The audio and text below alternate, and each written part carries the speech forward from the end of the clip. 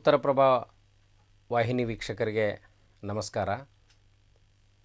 ಹೊಸ ರಾಷ್ಟ್ರೀಯ ಶಿಕ್ಷಣ ನೀತಿ ನ್ಯೂ ಎಜುಕೇಷನ್ ಪಾಲಿಸಿ ಪ್ರಕಾರ ಪ್ರಾದೇಶಿಕ ಭಾಷೆಯಲ್ಲಿ ಶಿಕ್ಷಣ ಎಲ್ಲರಿಗೂ ದೊರಕಲಿ ಅನ್ನುವಂಥ ಒಂದು ಆವಿಷ್ಕಾರಕ ಸಂಗತಿ ಬೆಳಕಿಗೆ ಬಂದ ಮೇಲೆ ಇತ್ತೀಚೆಗೆ ರಾಜ್ಯೋತ್ಸವದ ಸಂದರ್ಭದಲ್ಲಿ ಈ ವಾಹಿನಿಯೊಂದಿಗೆ ಮಾತಾಡ್ತಾ ಜಪಾನ್, ಜರ್ಮನಿ, ಚೈನಾ ದೇಶಗಳನ್ನು ಉದಾಹರಣೆ ನೀಡ್ತಾ ಆಯಾ ದೇಶಗಳಲ್ಲಿ ಪ್ರಾದೇಶಿಕ ಭಾಷೆಯಲ್ಲಿ ಎಂಜಿನಿಯರಿಂಗ್, ಮೆಡಿಕಲ್ ಶಿಕ್ಷಣ ನೀಡೋದರಿಂದ ಯಾವಾಗ ಒಂದು ದೇಶದ ಭಾಷೆ ಅನ್ನದ ಭಾಷೆಯಾಗಿ, ಜ್ಞಾನದ ಭಾಷೆಯಾಗಿ ಪರಿವರ್ತನೆ ಹೊಂದದೆ, ಆಗ ಒಂದು ಶಿಕ್ಷಣಕ್ಕೆ ಪರಿಪೂರ್ಣತೆ ದೊರಕ್ತದೆ ಅನ್ನುವಂಥ ಒಂದು ಅಂಶವನ್ನು ಚರ್ಚೆ ಮಾಡಲಾಗಿತ್ತು. ಅದೇ ಅಂಶವನ್ನು ಇಟ್ಟುಕೊಂಡು ಕೇಂದ್ರ ಸರ್ಕಾರ ಒಂದು ಹೊಸ ಕಾನೂನನ್ನು ಜಾರಿಗೊಳಿಸುವ ಉದ್ದೇಶವನ್ನು ಇಟ್ಕೊಂಡಿದೆ. ಮಾತೃಭಾಷೆಯಲ್ಲಿ ಅಥವಾ ಆಯಾ ರಾಜ್ಯಗಳ ಪ್ರಾದೇಶಿಕ ಭಾಷೆಯಲ್ಲಿ ಇಂಜಿನಿಯರಿಂಗ್ ಮತ್ತು ಮೆಡಿಕಲ್ ಶಿಕ್ಷಣವನ್ನು ನೀಡಬೇಕು. ಅದನ್ನು 2021ರಿಂದಲೇ ಜಾರಿಗೊಳಿಸಬೇಕು ಅನ್ನುವಂಥ ಒಂದು ಕುತೂಹಲಕಾರಿ ಮತ್ತು ಅಗತ್ಯವಾಗಿರುವಂಥ ಕಾಲದ ಸಂದರ್ಭದ ಅಗತ್ಯ ಅಂತ ನಾವು ಬಯಸ್ತೇವೆ. ಅಗತ್ಯವಾಗಿರುವಂಥ ಒಂದು ನಿರ್ಣಯವನ್ನು ತೆಗೆದುಕೊಂಡಿದೆ. ಆದರೆ ಸುಮಾರು 100 ವರ್ಷಗಳಿಂದ ಭಾರತ ದೇಶದಲ್ಲಿ ಇಂಗ್ಲೀಷ್ ಮಾಧ್ಯಮದ ಮೂಲಕವಾಗಿ ತಾಂತ್ರಿಕ ಶಿಕ್ಷಣವನ್ನು ನೀಡ್ತಾ ಬಂದಿರೋದರಿಂದ ಅದರ ತುರ್ತು ಬದಲಾವಣೆ ಮತ್ತು ನಾವು ಇತ್ತೀಚೆಗೆ we call it as a ಸ್ವ್ಯಾಕ್ analysis, strength, weakness, opportunity and challenges. Earlier it was called as a threats. ಈಗ ಥ್ರೆಟ್ಸ್ ಪ್ರಶ್ನೆನೇ ಇಲ್ಲ. We can face the challenges. ಈ ಹಿನ್ನೆಲೆಯಲ್ಲಿ ಇಬ್ಬರು ಬಹುಮುಖ್ಯ ಸಂಸ್ಥೆಗಳಾಗಿರುವಂಥ ಗದುಗಿನ ತೋಂಟದಾರ್ಯ ಕಾಲೇಜ್ ಆಫ್ ಎಂಜಿನಿಯರಿಂಗ್ನ ಪ್ರಾಚಾರ್ಯರಾದ ಆವಟೆಯವರು, ಹಾಗೆ ಲಕ್ಷ್ಮೇಶ್ವರದ ಇಂಜಿನಿಯರಿಂಗ್ ಕಾಲೇಜಿನ ಪ್ರಾಚಾರ್ಯರಾದ ಡಾಕ್ಟರ್ ಹಂಪಣ್ಣವರು ನಮ್ಮೊಂದಿಗೆ ಸಂಪನ್ಮೂಲ ವ್ಯಕ್ತಿಗಳಾಗಿ ಇಂದು ಸ್ಟುಡಿಯೋದಲ್ಲಿದ್ದಾರೆ. ನಾನು ಅವರನ್ನು ಹಾರ್ದಿಕವಾಗಿ ಸ್ವಾಗತಿಸ್ತೇನೆ. ನಮಸ್ಕಾರ. ನಮಸ್ಕಾರ ಸರ್. ಈ ಹೊಸ ನಿರ್ಧಾರ ಮೊದಲೇದು, ನಾನು ಒಬ್ಬ ಭಾಷಾ ವಿದ್ಯಾರ್ಥಿಯಾಗಿ ಮತ್ತು ಇಂಗ್ಲೀಷ್ ಭಾಷೆ ಬೋಧಕನಾಗಿ, ಕನ್ನಡದ ಬರಹಗಾರನಾಗಿ ನಮ್ಮದೆಲ್ಲ ಆಸೆ ಅದೇ ಇತ್ತು, ಅದೇ ಬಯಕೆಯಾಗಿತ್ತು. ಆದರೆ ತಾಂತ್ರಿಕವಾಗಿ ನೀವು ಆ ಕ್ಷೇತ್ರದಲ್ಲಿ ಪರಿಣಿತರಾಗಿರೋದ್ರಿಂದ ಈ ನಿರ್ಣಯದಿಂದ ಆವಟೆ ಸರ್ ತಮಗೆ ಏನು ಅನ್ನಿಸ್ತದೆ ಈ ಸರ್ಕಾರದ ನಿರ್ಣಯ? ಮೊದಲನೇದಾಗಿ ನಾನು ಉತ್ತರ ಪ್ರಭಾಗೆ ಥ್ಯಾಂಕ್ಸ್ ಹೇಳುತ್ತಾ ಈ ಒಂದು ಅಪಾರ್ಚುನಿಟಿ ಕೊಟ್ಟಿದ್ದಕ್ಕೆ ಧನ್ಯವಾದಗಳು. ನಮ್ಮ ಎಜುಕೇಷನ್ ಮಿನಿಸ್ಟರ್ ಆದ ಪೋಖ್ರಿಯಾಲ್ ಜಿ ಅವರು ಒಂದು ನಿರ್ಣಯವನ್ನು ತೆಗೆದುಕೊಂಡರು.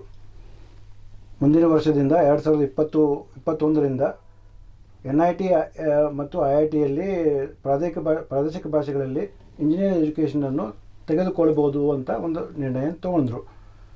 ಅದು ಒಂದು ಸ್ವಾಗತಾರ್ಹ ನಿರ್ಣಯ ಅಂತ ನಾನು ಹೇಳ್ತೀನಿ.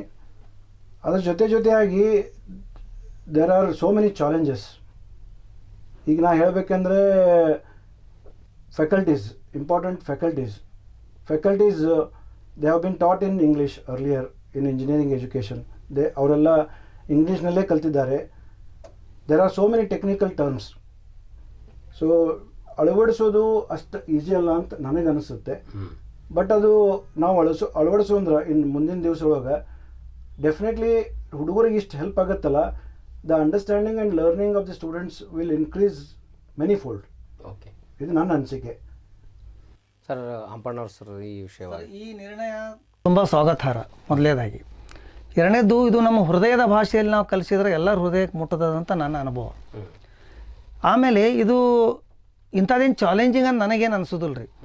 ಇಚ್ಛಾಶಕ್ತಿ ಬೇಕಷ್ಟ. ಇಚ್ಛಾಶಕ್ತಿ ಇತ್ತಂದ್ರೆ ಶಿಕ್ಷಕರು ಎಲ್ಲರೂ ಕನ್ನಡದಿಂದ ಬಂದವ್ರನ್ನೇ ಇಲ್ಲಿ, ಹೀಗಾಗಿ ಅವ್ರಿಗೇನು ಕಷ್ಟ ಆಗಲಿಕ್ಕಿಲ್ಲ. ಆದರೆ ಸ್ವಿಚ್ ಆನ್ ಆಗ್ಲಿಕ್ಕೆ ಸ್ವಲ್ಪ ಟೈಮ್ ಬೇಕಾಗ್ಬೋದು ಅಷ್ಟೇ ಹೊರತಾಗಿ ಏನೂ ಕಷ್ಟ ಆಗಲಿಕ್ಕಿಲ್ಲ. ಮತ್ತು ಶಿಕ್ಷಕರು ಕೂಡ ಮನದಾಳದಿಂದ ಕಲಿಸ್ಬೋದು, ವಿದ್ಯಾರ್ಥಿಗಳಿಗೂ ಮನದಾಳಕ್ಕೆ ಒಳಗೆ ಹೋಗ್ಬೋದು ಅಂತ ನನ್ನ ಪರ್ಸ್ನಲ್ ಅಭಿಪ್ರಾಯ. ಸರ್, ಇಲ್ಲಿ ಕನ್ನಡ ಮಾಧ್ಯಮದಲ್ಲಿ ಕಲಿಸ್ತೀರಿ. ಇಂಜಿನಿಯರಿಂಗ್ ಮತ್ತು ಮೆಡಿಕಲ್ ವ್ಯಾಸಂಗ ಮಾಡಿದ ಮೇಲೆ ಅವರು ಕೇವಲ ಕರ್ನಾಟಕ ರಾಜ್ಯದಲ್ಲಿ ಕೆಲಸ ಮಾಡುವಂಥ ಪ್ರಸಂಗ ಬರಲಿಕ್ಕಿಲ್ಲ. ಅಂದರೆ ಮಹಾರಾಷ್ಟ್ರಕ್ಕೆ ಹೋಗಬೇಕು, ಮುಂಬೈ ಇಂಡಸ್ಟ್ರಿ ಬೇಸ್ಡ್ ಸಿಟಿ, ಅಥವಾ ದೆಹಲಿಗೆ ಹೋಗಬೇಕು, ಅಥವಾ ಬೇರೆ ದೇಶಗಳಿಗೆ ಹೋಗುವಂಥ ಅವಕಾಶ ಬಂತು ಅಂತ ಇಟ್ಕೊಳ್ಳಿ. ಆಗ ಅವರು ಕನ್ನಡ ಮಾಧ್ಯಮದಲ್ಲಿ ಇಂಜಿನಿಯರಿಂಗ್ನ ಓದಿದರೆ ಅದನ್ನು ಯಾವ ರೀತಿ ನಿಭಾಯಿಸಬಲ್ಲರು ಇಂಗ್ಲೀಷ್ ಭಾಷೆಯನ್ನು ಅಥವಾ ಆ ಭಾಷೆಯನ್ನು ಅನ್ನೋದೊಂದು ಪ್ರಶ್ನೆ ಬರ್ತದೆ. ಅದಕ್ಕೆ ಏನು ಪರಿಹಾರವನ್ನು ತಾವು ಸೂಚಿಸ್ಲಿಕ್ಕೆ ಬಯಸ್ತೀರಿ ಅವಟೆ ಸರ್? ಇದು ಒಂದು ಒಳ್ಳೆಯ ಪ್ರಶ್ನೆ. ಏನಾಗುತ್ತೆ ಅಂದರೆ, ನಾವೊಂದು ಕನ್ನಡದಲ್ಲಿ ನಾವು ಇಂಜಿನಿಯರಿಂಗ್ ಎಜುಕೇಷನ್ ಮುಗಿಸಿದ್ವಿ ಅಂತ ತಿಳ್ಕೋಣ. ಆಮೇಲೆ ಇದು ಒಂದು ವರ್ಲ್ಡ್ ಈಗೇನಾಗಿದೆ ಅಂದರೆ ಭಾಳ ಸಣ್ಣದಾಗಿದೆ. We can reach any part of the world within no time. ಅವನು ಮತ್ತೊಂದು ರಾಜ್ಯಕ್ಕೂ ಹೋಗ್ಬೋದು, ಮತ್ತೊಂದು ದೇಶಕ್ಕೂ ಹೋಗ್ಬೋದು. ಆಗೇನಾಗತ್ತೆ ಅಂದ್ರೆ, if we have learned only in Kannada, ನಾವು ಕನ್ನಡದಲ್ಲೇ ಕಲ್ತಿದ್ವಿ ಅಂದರೆ, ಓನ್ಲಿ ಕನ್ನಡನೇ ಗೊತ್ತಿತ್ತು ಅಂದರೆ it is very difficult for him to adjust there.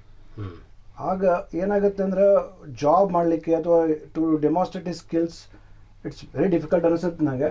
But at the same time if government takes one decision, ಒಂದು ಏನೋ ಡಿಸಿಷನ್ ತೊಗೊಂಡ್ರು, ಇದು ಆಡಳಿತ ಭಾಷೆ ಅಥವಾ ಮತ್ತು ಕಲಿಕೆ ಭಾಷೆ ಎರಡು ಭಾಷೆ ಕಲ್ತ್ರಂದ್ರೆ, ದ್ವಿಭಾಷೆ ನೀತಿ ಏನಾರ ಮಾಡ್ಕೊಂಡ್ರೆ ಅಂದ್ರೆ, so to adjust with different atmosphere ಇದು ಅನುಕೂಲ ಆಗ್ಬೋದು ಅನಿಸುತ್ತೆ ನನಗೆ. ಓಕೆ. ಬಟ್ ಒಂದು ಕನ್ನಡದಲ್ಲಿ ಕಲಿತು ಅರಿತು ಅದನ್ನು ಎಕ್ಸಿಕ್ಯೂಟ್ ಮಾಡೋದು ಭಾಳ ಈಸಿ ಆಗುತ್ತೆ, ಕಲೀಲಿಕ್ಕೆ ಭಾಳ ಈಸಿ ಆಗುತ್ತೆ, ತಿಳುವಳಿಕೆ ಭಾಳ ಬರುತ್ತೆ. ಆಮೇಲೆ he can become an asset to the nation. ಈಗ ಏನಾಗುತ್ತೆ, ಡ್ರಾಪ್ಔಟ್ಸ್ ಹೆಚ್ಚಾಗತ್ತವ ಸರ್. ನಾವು ಇಂಗ್ಲೀಷ್ನ ಭಾರ ಮಾಡಿದ್ದಕ್ಕೋ ಅಥವಾ ಹೇರಿದ್ದಕ್ಕೋ ಸ್ಟೂಡೆಂಟ್ಸ್ ಕಲಿಯೋದಕ್ಕೆ ಭಾಳ ಜನ ಡ್ರಾಪ್ಔಟ್ ಮಾಡ್ಕೊಳತ್ತಾರೆ. ಇಂಜಿನಿಯರಿಂಗ್ ಆಗಲಿ ಎಜುಕೇಷನ್ ಡ್ರಾಪ್ಔಟ್ ಮಾಡ್ಕೊಳತ್ತಾರೆ. ಈಗ ಸದ್ಯಕ್ಕೆ ನನಗೆ ತಿಳಿದ ಮಟ್ಟಿಗೆ NEP ಮೊನ್ನೆ ನ್ಯಾಷನಲ್ ಎಜುಕೇಷನ್ ಪಾಲಿಸಿ ಒಳಗೆ ಎನ್ರೋಲ್ಮೆಂಟ್ ರೇಷೋದು 2% ಅಂತ ಹೇಳ್ತಾರೆ. ನಾವು enrolment ratio as on today is 2%. And ಇದರಲ್ಲೇ ಡ್ರಾಪ್ಔಟ್ ಆಗ್ತಾವೆ ನಮಗೆ. ಆಮೇಲೆ by 2035 the government's enrolment ratio target ಏನೈತೆ ಅಂದರೆ 50% ಇದೆ ಸರ್. ಸೊ 50% ಟಾರ್ಗೆಟ್ ಇಟ್ಕೊಂಡು ನಾವು ಇಂಗ್ಲೀಷ್ನೇ ನಾವು ಕಂಟಿನ್ಯೂ ಮಾಡಿದ್ವಿ ಅಂದ್ರೆ, most probably we may not able to succeed to that target of enrollment ratio of 50% by 2035.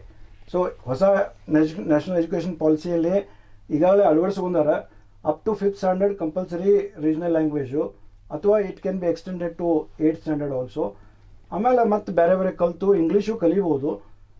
ಹಿಂಗೆ ಏನೋ ಒಂದು ದ್ವಿಭಾಷಾ ನೀತಿ ಏನೋ ಅಳವಡಿಸೋದ್ರೆ ಅದು ಅವರಿಗೆ ಅನುಕೂಲ ಆಗ್ಬೋದು.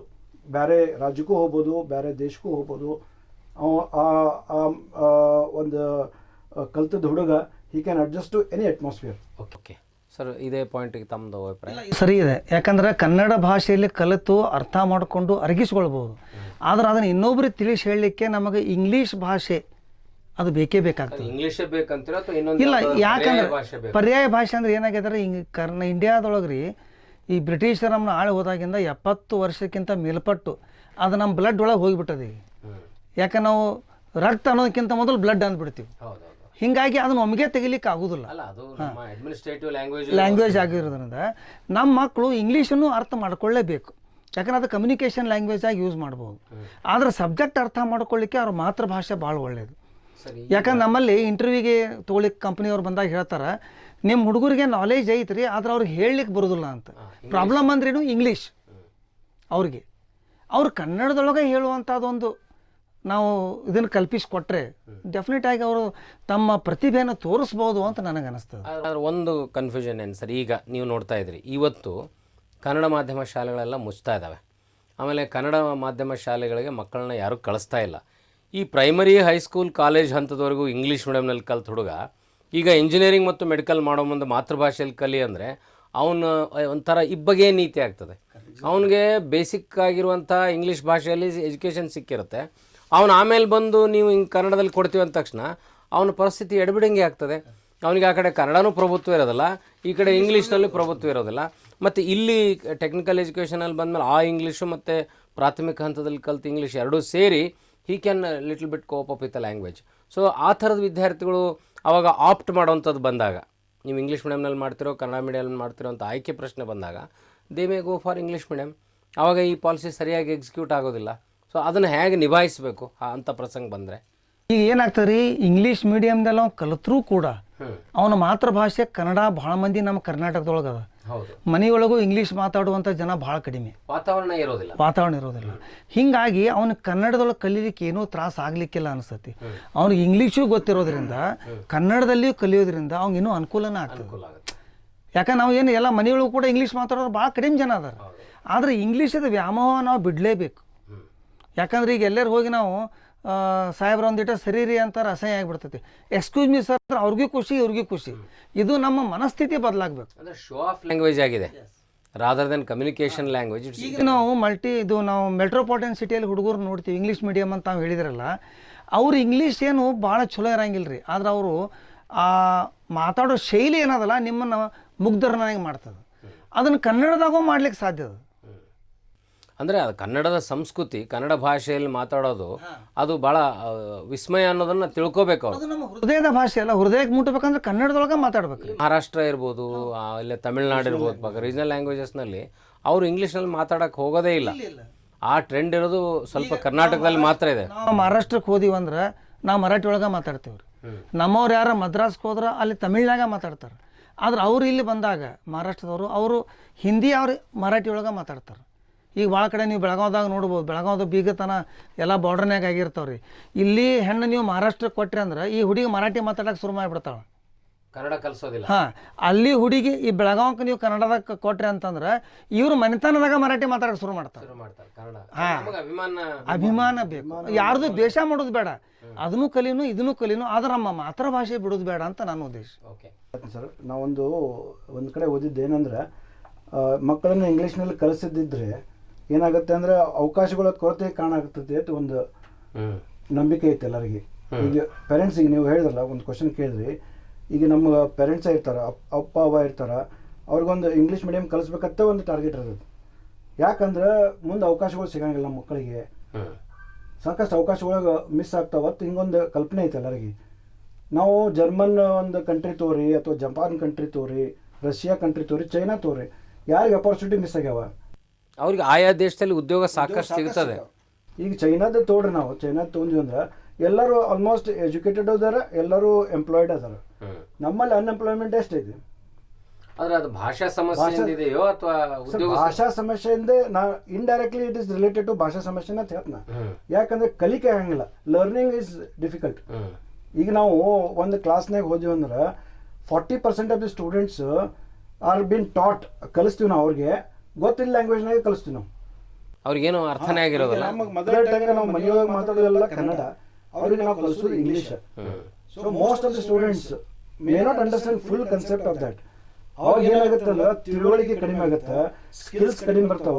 ಈಗ most of the engineering graduates are not employable ಅಂತ ನಾವು. ಯಾಕೆ ಸರ್? ಅವ್ರಿಗೆ ಅದು ಕಂಟೆಂಟೇ ಹೋಗಿರಂಗಿಲ್ಲ, ಸ್ಕಿಲ್ಸ್ ಇರಂಗಿಲ್ಲ. ಯಾಕಂದ್ರೆ ನಾವು ಮತ್ತೊಂದು ಭಾಷೆ ಹೇಳ್ತೀವಿ ಅವ್ರಿಗೆ, ಆ ಭಾಷೆದಿಂದ ಅವ್ರಿಗೆ ಕಲಿಕೆ ಆಗ್ಲಿಕ್ಕಿಲ್ಲ. ಯಾಕೆ ನಾವು ಇದನ್ನ ವಿಚಾರ ಮಾಡುವ? ಈ ಸಮಸ್ಯೆ ನೀವು ಪ್ರಾಧ್ಯಾಪಕರಾಗಿ ಯಾವಾಗಲೂ ಫೇಸ್ ಮಾಡಿದ್ದೀನಿ. ಈಗ ನಾನು ಒಂದು ಎಕ್ಸಾಂಪಲ್ ಹೇಳ್ಬೇಕಂದ್ರೆ, ಒಂದು ಎಕ್ಸಾಂಪಲಿಗೆ ಒಂದು 360 ಇಂಟೇಕ್ ಇರುವಂಥ ಇಂಜಿನಿಯರಿಂಗ್ ಕಾಲೇಜ್ ತೊಗೊಂಡ್ರೆ, ನಾನು ನನ್ನ ಸೇವಾ ಅವಧಿಯಲ್ಲಿ ನೋಡಿದ್ದೀನಿ ಒಂದು 5 ರಿಂದ 6 ಜನ ಈ ಕೋರ್ಸ್ ಬಿಡ್ತಾರೆ ರೀ 2ನೇ ವರ್ಷಕ್ಕೆ ಬರೋದಕ್ಕನ. ಯಾಕಂದ್ರೆ ನನಗೆ ಏನೂ ತಿಳಿವಲ್ತು ರೀ. ಏನೂ ತಿಳಿವಲ್ತಂದ್ರೆ ಯಾಕಂದ್ರೆ ಅವ್ನಿಗೆ ಹೇಳಕ್ಕೆ ಬರೋವಲ್ತು. ಇದೇ ಸಬ್ಜೆಕ್ಟನ್ನು ನೀವು ಏನೋ ತಿಳಿಯಲ್ದು ಅನ್ನೋದನ್ನ ಇಂಗ್ಲೀಷ್ನಲ್ಲಿ ಕೇಳ್ತಿರೋ ಕನ್ನಡದಲ್ಲಿ ಕೇಳ್ತಿರೋ? ಇಲ್ಲ, ಅದನ್ನು ಕನ್ನಡದಾಗ ಕೇಳ್ತೇನೆ ನಾವು. ಯಾಕಂದ್ರೆ ಮತ್ತು ಇಂಗ್ಲೀಷ್ನಾಗ ಕೇಳಿದ್ರೆ ನೀವು ಆದರೂ ಹೇಳಂಗಿಲ್ಲ, ನಿಮ್ಮ ಸನಿಯಕ್ಕೂ ಬರಂಗಿಲ್ಲ. ಯಾಕಂದ್ರೆ ಹುಡುಗರಿಗೆ ನೋಡ್ರಿ, ನಾವು ಯಾವಾಗ ಮಾತೃಭಾಷೆಯೊಳಗೆ ಮಾತಾಡ್ತೀವಿ ಅವಂಗೊಂದು ಹತ್ರ ಬರ್ತೀವಿ. ನಾ ಇಂಗ್ಲೀಷ್ನೊಳಗೆ ಮಾತಾಡಕತ್ತೀನಿ ಅಂದ್ರೆ ಆ ಡಿಸ್ಟೆನ್ಸ್ ಇರ್ತೈತಿ. ನಾನು ಏನೋ ಹೇಳ್ತೀನಿ, ನಾನು ಹೃದಯಕ್ಕೆ ಹೋಗೋದಿಲ್ಲ. ನಮ್ಮ ಪ್ರಿನ್ಸಿಪಾಲ್ ಭಾಳ ಶಾಣ್ಯಾರದಾರ ಅಂತ ಅನ್ಕೊಳ್ತಾರೆ, ಹೊರತಾಗಿ they don't want to communicate with you. ಈಗ ನಾ ಶಾಣೆ ಅದನ್ನ ತೋರಿಸ್ಬೇಕಾದ್ರೆ ಇಂಗ್ಲೀಷ್ ಮಾತಾಡ್ಬೇಕು ಅನ್ನೋ ಪರಿಸ್ಥಿತಿ ಬಂದುಬಿಟ್ಟದ್ರಿ. ಈಗ ನಾವು ಕನ್ನಡ ಮಾತಾಡಿದ್ರೆ ಶಾಣೆಗಿಲ್ಲ ಅಂತ. ಹಂಗೆ ಹುಡುಗರಿಗೆ ಆಗಬಾರ್ದು. ಅಂದ್ರೆ ಅವ್ರಿಗೆ ಕನ್ನಡದೊಳಗೆ ನಾವು ಕಲಿಸಿದ್ರೆ ಇನ್ನೂ ಅರ್ಥ. ಯಾಕೆ ಇಂಜಿನಿಯರಿಂಗ್ದೊಳಗೆ ಇಷ್ಟು ಸಬ್ಜೆಕ್ಟ್ ಅದಾವಲ್ರಿ. ಮತ್ತು ಇಂಜಿನಿಯರಿಂಗ್ ಅಂದ್ರೆ ಎಲ್ಲ ಪ್ರಾಕ್ಟಿಕಲ್ ಅಪ್ಲಿಕೇಶನ್ನ, ಎಲ್ಲ day to day life. Civil ತೋಡ್ರಿ, ಯಾವುದೇ ತೋಡ್ರಿ ನೀವು, ಅವ್ರಿಗೆ ಅಲ್ಲಿ ಹೋಗಿ ತೋರಿಸಿ ಕನ್ನಡದಾಗ ನಾವು ಹೇಳಿದೀವಿ ಅಂದ್ರೆ ಭಾಳ ಅರ್ಥ ಆಗ್ತದೆ. ಈ ನಮ್ಮ ಸಿವಿಲ್ ಇಂಜಿನಿಯರ್ ಹುಡುಗರಿಗೆ ಬಾರ್ ಬೆಂಡಿಂಗ್ ಅದು ನಾವು ತೋರಿಸ್ಬೇಕು. ಅದನ್ನೆಲ್ಲ ನಾವು ಇಂಗ್ಲೀಷ್ನಾಗ ಹೇಳ್ತೀವಿ. ಕಡಿಗೆ ಅವ್ರಿಗೆ ಬಾರ್ ಬೆಂಡಿಂಗ್ ಕಲ್ಸಾವ ಯಾರು? ಒಬ್ಬ ಬಾರ್ ಬೆಂಡರ್. ಕಲ್ತ ಅವನ ಕಡೆಯಿಂದ ನಾವು ಇವ್ನು ಕನ್ನಡದಾಗ ಹೇಳಿಸಿದ್ರೆ ಇವ್ರಿಗೆ ಇನ್ನೂ ನಕ್ಕಿ ಗೊತ್ತಾಗ್ತದೆ. ಇಲ್ಲಾಂದ್ರೆ ಬರೀ ನಾವು ಡ್ರಾಯಿಂಗ್ ತೆಗೆದು ಇಂಗ್ಲೀಷ್ನಾಗ ಹೇಳ್ಕೊಂತ ಹೋದಿವಿ ಅಂದ್ರೆ ಏನೂ ಅವ್ರಿಗೆ ಅರ್ಥ ಆಗೋದಿಲ್ಲ. ಭಯಪಾಟ್ ಮಾಡ್ಬೇಕಷ್ಟ. ಸರ್, ಈಗ ತಾವು ಪ್ರಾಚಾರ್ಯರಾಗಿ ಇಷ್ಟು ವರ್ಷ ಅಕಾಡೆಮಿಕ್ ಫೀಲ್ಡ್ನಲ್ಲಿದ್ದು, ಈಗ ನ್ಯಾಷನಲ್ ಎಜುಕೇಷನ್ ಪಾಲಿಸಿ ಈ ನಿರ್ಣಯನ ತಾವು ಇಷ್ಟು ಖುಷಿಯಿಂದ ಅನುಭವಿಸ್ತೀರಿ ಹೇಳ್ತಾ ಇದ್ರಿ. ಮತ್ತು ಈ ಸುದೀರ್ಘ ಒಂದು 2-3 ದಶಕಗಳ ಕಾಲದಲ್ಲಿ ಇದನ್ನು ಯಾಕೆ ನೀವು ಶಿಕ್ಷಣ ಕ್ಷೇತ್ರದ ಗಮನಕ್ಕೆ ತರಲಿಲ್ಲ? ಈ ಶಿಕ್ಷಣ ಕನ್ನಡ ಭಾಷೆಯಲ್ಲಿದ್ದರೆ ಚೆನ್ನಾಗಿರುತ್ತೆ ಅನ್ನೋದು ಯಾಕೆ ಸೈಲೆಂಟ್ ಆಗಿದ್ರಿ ಶಿಕ್ಷಣ ಕ್ಷೇತ್ರದಲ್ಲಿರೋರು ಅಂತ? ಸರ್, ಈಗ ನಾನು I will go back in to britishers era. ಬ್ರಿಟಿಷರಿದ್ದಾಗ ಒಬ್ಬ ಮೆಕಾಲೆ ಇತ್ತಿದ್ದ ಸರ್, ತಮ್ಗೆ ಗೊತ್ತಿರ್ಬೋದು. ಮೆಕಾಲೆ ಇತ್ತಿದ್ದ, ಅವನಿಂದ ನಮ್ದು ಫಸ್ಟ್ ಎಜುಕೇಷನ್ ಪಾಲಿಸಿ ಆಗಿದ್ದ ಮೆಕಾಲೆದಿಂದ. ಹೌದು.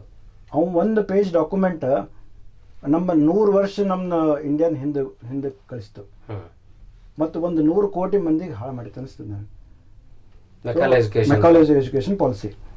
ಆಮೇಲೆ ಏನಾಯ್ತು ಸರ್, ಅದು ಅವರು ಯಾಕೆ ಎಜುಕೇಷನ್ ಪಾಲಿಸಿ ತಂದ್ರಂದ್ರೆ ತಮಗೆ ಆಡಳಿತಕ್ಕೆ ಬೇಕಾಗುವಷ್ಟು ಮಂದಿನ ಅವ್ರಿಗೆ ಎಜುಕೇಷನ್ ಕೊಡ್ಬೇಕಾಗಿತ್ತು. ಅವ್ರಿಗೆ ತಮ್ಮ ಆಡಳಿತಕ್ಕೆ ಬೇಕಾಗಿದ್ದು ಅವ್ರು ನಮ್ಗೆ ಎಜುಕೇಶನ್ ಕ್ಲಾಸಲ್ಲಿ ಕ್ರಿಯೇಟ್ ಮಾಡ್ಬೇಕಾಗಿತ್ತು. ನಮ್ಗೆ ಎಜುಕೇಶನ್ ಕೊಡಬೇಕಾಗಿತ್ತೋ ಬಿತ್ತೋ ಅದು ಅವ್ರಿಗೆ ಬಿಟ್ಟಿದ್ದು. ಬಟ್ ಹೆಚ್ಚು ನಮ್ಮ ಆಡಳಿತಕ್ಕೆ ಅವ್ರಿಗೆ ಬೇಕಾಗಿದ್ರು ಜನ, ಅದಕ್ಕೆ ತಗೋಬೇಕಂತ ತಮ್ಮ ಎಜುಕೇಶನ್ ಪಾಲಿಸಿ ಮಾಡ್ರು. ಅವರು ನಮ್ಗೆ ಇಂಗ್ಲೀಷ್ ಕಂಪಲ್ಸರಿ ಫೋರ್ಸ್ ಮಾಡಿ ನಮ್ಗೆ ಕೊಟ್ಟರು. ಅದರಿಂದ ಏನು ಉಪಯೋಗ ಆಯಿತು, ನಾವು ಇಯರ್ ಬೈ ಇಯರ್ ನಾವು ಆ್ಯಕ್ಚುಲಿ ನಾವು ರಿವ್ಯೂ ಮಾಡ್ಬೇಕು. ಆ್ಯಕ್ಚುಲಿ ಅದು ನೀವು ಹೇಳ್ದಂಗೆ ಇದಿಷ್ಟಕ್ಕೆ ನೀವು ಯಾಕೆ ವಿಚಾರ ಮಾಡಲಿಲ್ಲ, ವೆರಿ ಗುಡ್ ಕ್ವಶನ್. ಯಾಕೆ ವಿಚಾರ ಮಾಡಲಿಲ್ಲ ಸರ್? ಇದು ಆದ್ಮೇಲೆ ಮೆಕಾಲೆ ಆದ್ಮೇಲೆ ಮತ್ತೆ ಎಷ್ಟೋ ಎಜುಕೇಶನ್ ಪಾಲಿಸಿ ಬಂದು ನಮಗೆ. ಇದು 2020 ಎಜುಕೇಶನ್ ಪಾಲಿಸಿ ಏನು ಹೊಸದಲ್ಲ ನಮಗೆ. ಇದಕ್ಕಿಂತ 35 ಬಹಳಷ್ಟು ಅಮೆಂಡ್ಮೆಂಟ್ಗಳಾಗಿದ್ದಾವೆ. ಆದ್ರೆ ಯಾವತ್ತು ನೀವು ಸ್ಥಾನಿಕ ಭಾಷೆಯಲ್ಲಿ ಕಲಿಸ್ರಂತ ಯಾರು ಹೇಳಿದ್ದಿಲ್ಲ. ಇದೊಂದು ಡ್ರಾಸ್ಟಿಕ್ ಮೋಡ್ ಬಂತು. ಯಾಕೆ ಬಂತು ಸರ್? ಎಷ್ಟೋ ಲಕ್ಷಗಟ್ಟಲೆ ನಾವು ಇಂಜಿನಿಯರ್ಸ್ ಪ್ರೊಡ್ಯೂಸ್ ಮಾಡ್ತೀವಿ. ಬರೀ it is not only engineering education. ಎಷ್ಟೋ ಲಕ್ಷಗಟ್ಟಲೆ ಇಂಜಿನಿಯರಿಂಗ್ ಪ್ರೊಡ್ಯೂಸ್ ಮಾಡ್ತೀವಿ, but they are not employable to the. ಇದು ಒಂದು ಕ್ವಶನ್. ಎನ್ರೋಲ್ಮೆಂಟ್ ರೇಷೋ ಇಂಪ್ರೂವ್ ಆಗವಲ್ಲ ಸರ್. ಎನ್ರೋಲ್ಮೆಂಟ್ ರೇಷೋ ಇಂಪ್ರೂವ್ ಆಗಲೇ ಇಲ್ಲ. 2% ಉಳಿತು. ಸೊ ಅಲ್ಟರ್ನೇಟಿವ್ ಏನಂತ ಮೋಸ್ಟ್ಲಿ ಎಲ್ಲ ಕಸ್ತೂರಂಗನವರು ಮಾಹಿತಿ ತಗೊಂಡು ಕಸ್ತೂರಂಗನವರು ಏನೋ ಒಂದು ಕಮಿಟಿ ಮಾಡಿ most probably they have thought in depth. So ನಾವು ನಮ್ಮ ಲೋಕಲ್ ಭಾಷೆ ಒಳಗೆ ಅಥವಾ ನಮ್ಮ ರೀಜನಲ್ ಭಾಷೆ ಒಳಗೆ ಕಲಿಸ್ರೆ ಅದು ಮನದಟ್ಟು ಆಗ್ಬೋದು, ಟೆಕ್ನಿಕಲಿ ಅಪ್ಡೇಟ್ ಆಗ್ಬೋದು ಅಂತ ತಿಳ್ಕೊಂಡು ಏನು ಮಾಡಲ್ಲ. It is most welcome step actually. ಕೆಲವು ಕ್ಷಣಗಳ ವಿರಾಮದ ನಂತರ ಚರ್ಚೆಯನ್ನು ಮುಂದುವರಿಸೋಣ.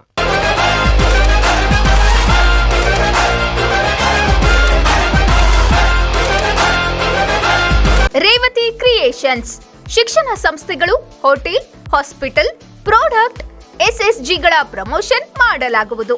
ಜೊತೆಗೆ ಡಾಕ್ಯುಮೆಂಟರಿ, ಸ್ಪೆಷಲ್ ಸ್ಟೋರಿ ಜಾಹೀರಾತಿಗಾಗಿ ಸಂಪರ್ಕಿಸಿ Revathi creations, DGM Ayurveda college ಹತ್ತಿರ, ನಂದೀಶ್ವರ ನಗರ, ಕಳಸಾಪುರ ರಸ್ತೆ, ಗದಗ್ 582101.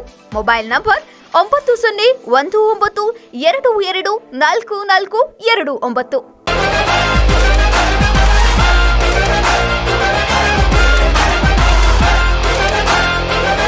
ಸರ್, ತಾವು ಹೇಳಿದ್ರಿ, ನಾನು ಅದೇ ಆ ಮುನ್ನೆಲೆಯಲ್ಲೇ ಬಂದಿದ್ದೆ. ನಿಮಗೆಲ್ಲ ಇದು ಗೊತ್ತಿದೆ ಪ್ರಾಕ್ಟಿಕಲಿ, ಇದು ಸರಿಯಲ್ಲ ಇಂಗ್ಲೀಷ್ ಮಾಧ್ಯಮದಲ್ಲಿ ಕಲಿಸೋದು, ಡ್ರಾಪ್ಔಟ್ ಇಷ್ಟೆಲ್ಲ ಕಾರಣ ಇದೆ ಅಂತ.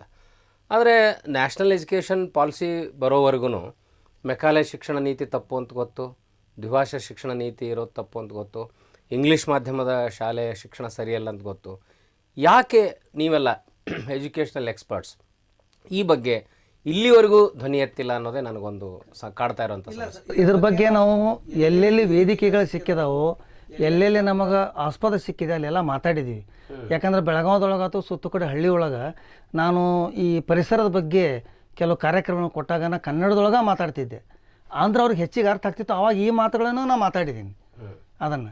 ಈಗ ನೋಡ್ರಿ, ಮೆಕಾಲೆ ಬಗ್ಗೆ ಸರ್ ಭಾಳ ಸೂಕ್ತವಾಗಿ ಹೇಳಿದರು. ಅವ್ರಿಗೆ ಏನು ಬೇಕಾಗಿತ್ತು? ನೌಕರಗಳು ಬೇಕಾಗಿತ್ತು, ಅವ್ರ ಕೈಯಾಗಿ ಕೆಲಸ ಮಾಡೋರಿಗೆ. ಇವ್ರು ಹೇಳಿದ್ದನ್ನು ಬರ್ಕೊಳಕ್ಕೆ ಇಂಗ್ಲೀಷ್ ಬರೆಯೋರು ಬೇಕಾಗಿದ್ರು ಅಂತ ಅವ್ರು ಹಂಗೆ ಮಾಡಿದರು. ಆದ್ರೆ ತಕ್ಷಶಿಲಾ ನಮ್ಮ ಜಗತ್ತಿನ ಅತಿ ಪ್ರಾಚೀನ ವಿಶ್ವವಿದ್ಯಾಲಯ, ಅದು ಇಂಗ್ಲೀಷ್ನೊಳಗೆ ಇದ್ದಿದ್ದಿಲ್ಲ. ಬೇರೆ ಬೇರೆ ದೇಶದವರೆಲ್ಲ ಇಲ್ಲಿ ಬರ್ತಿದ್ರು ಎಜುಕೇಷನ್ಕಂದ್ರೆ.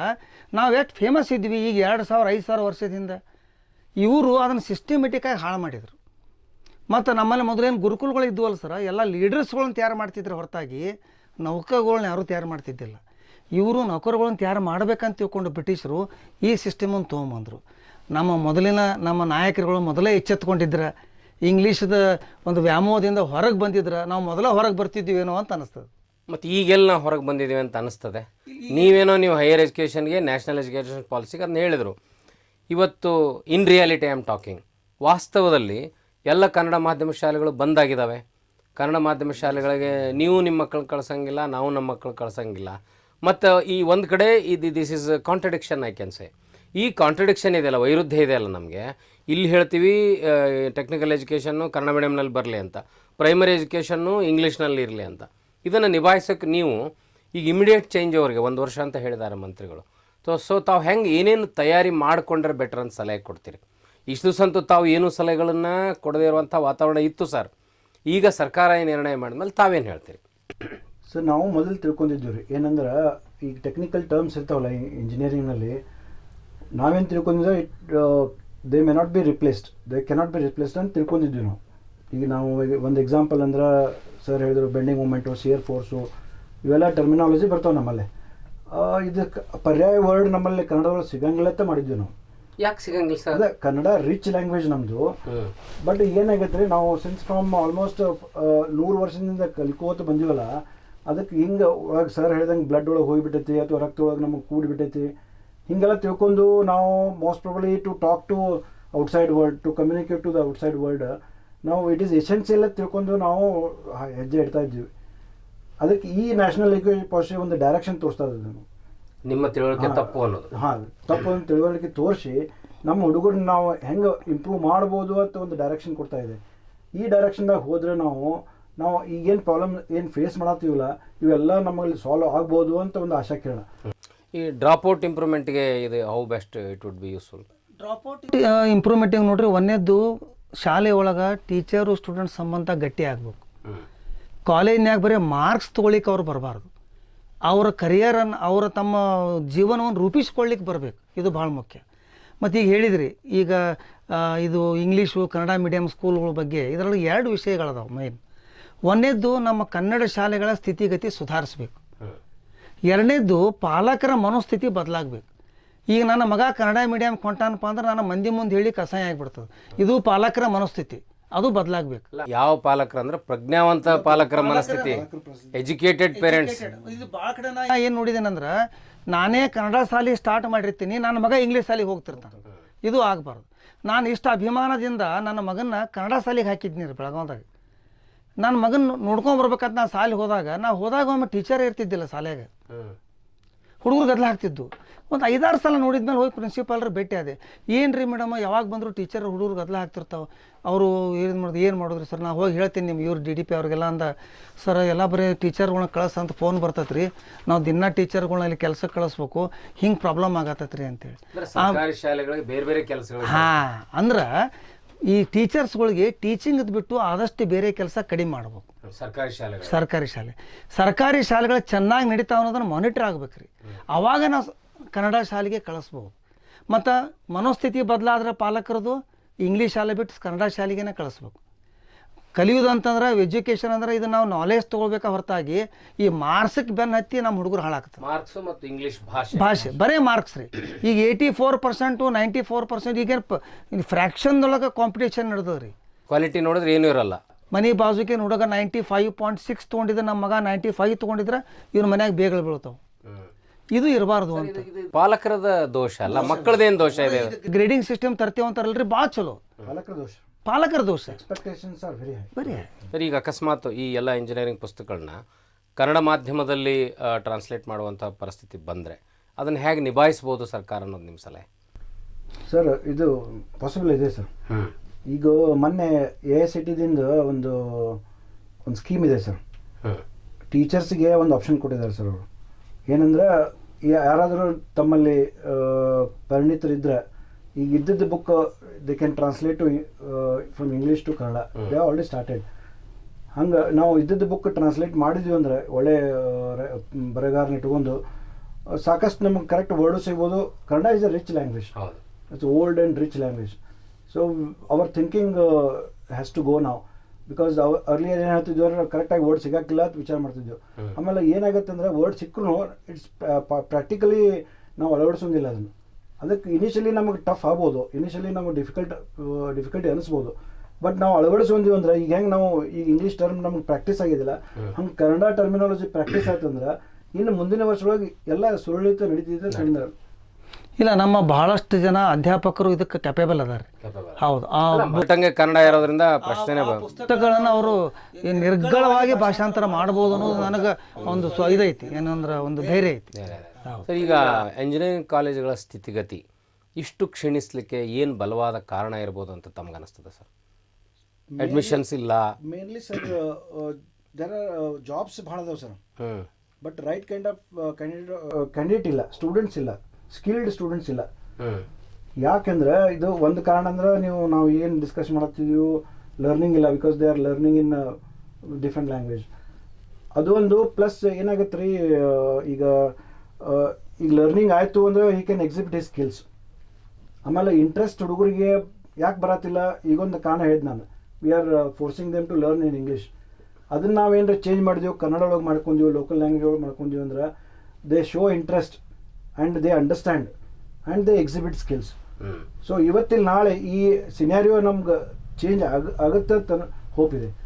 ಈಗೇನು ನಮ್ಮದು ಜಾಬ್ ಸಿಗ್ತಾ ಇಲ್ಲಲ್ಲ ಹುಡುಗರಿಗೆ, because their skills are lower ಹಿಂಗೆ ಇಂಡಸ್ಟ್ರಿ ಹೇಳ್ತಾರೆ.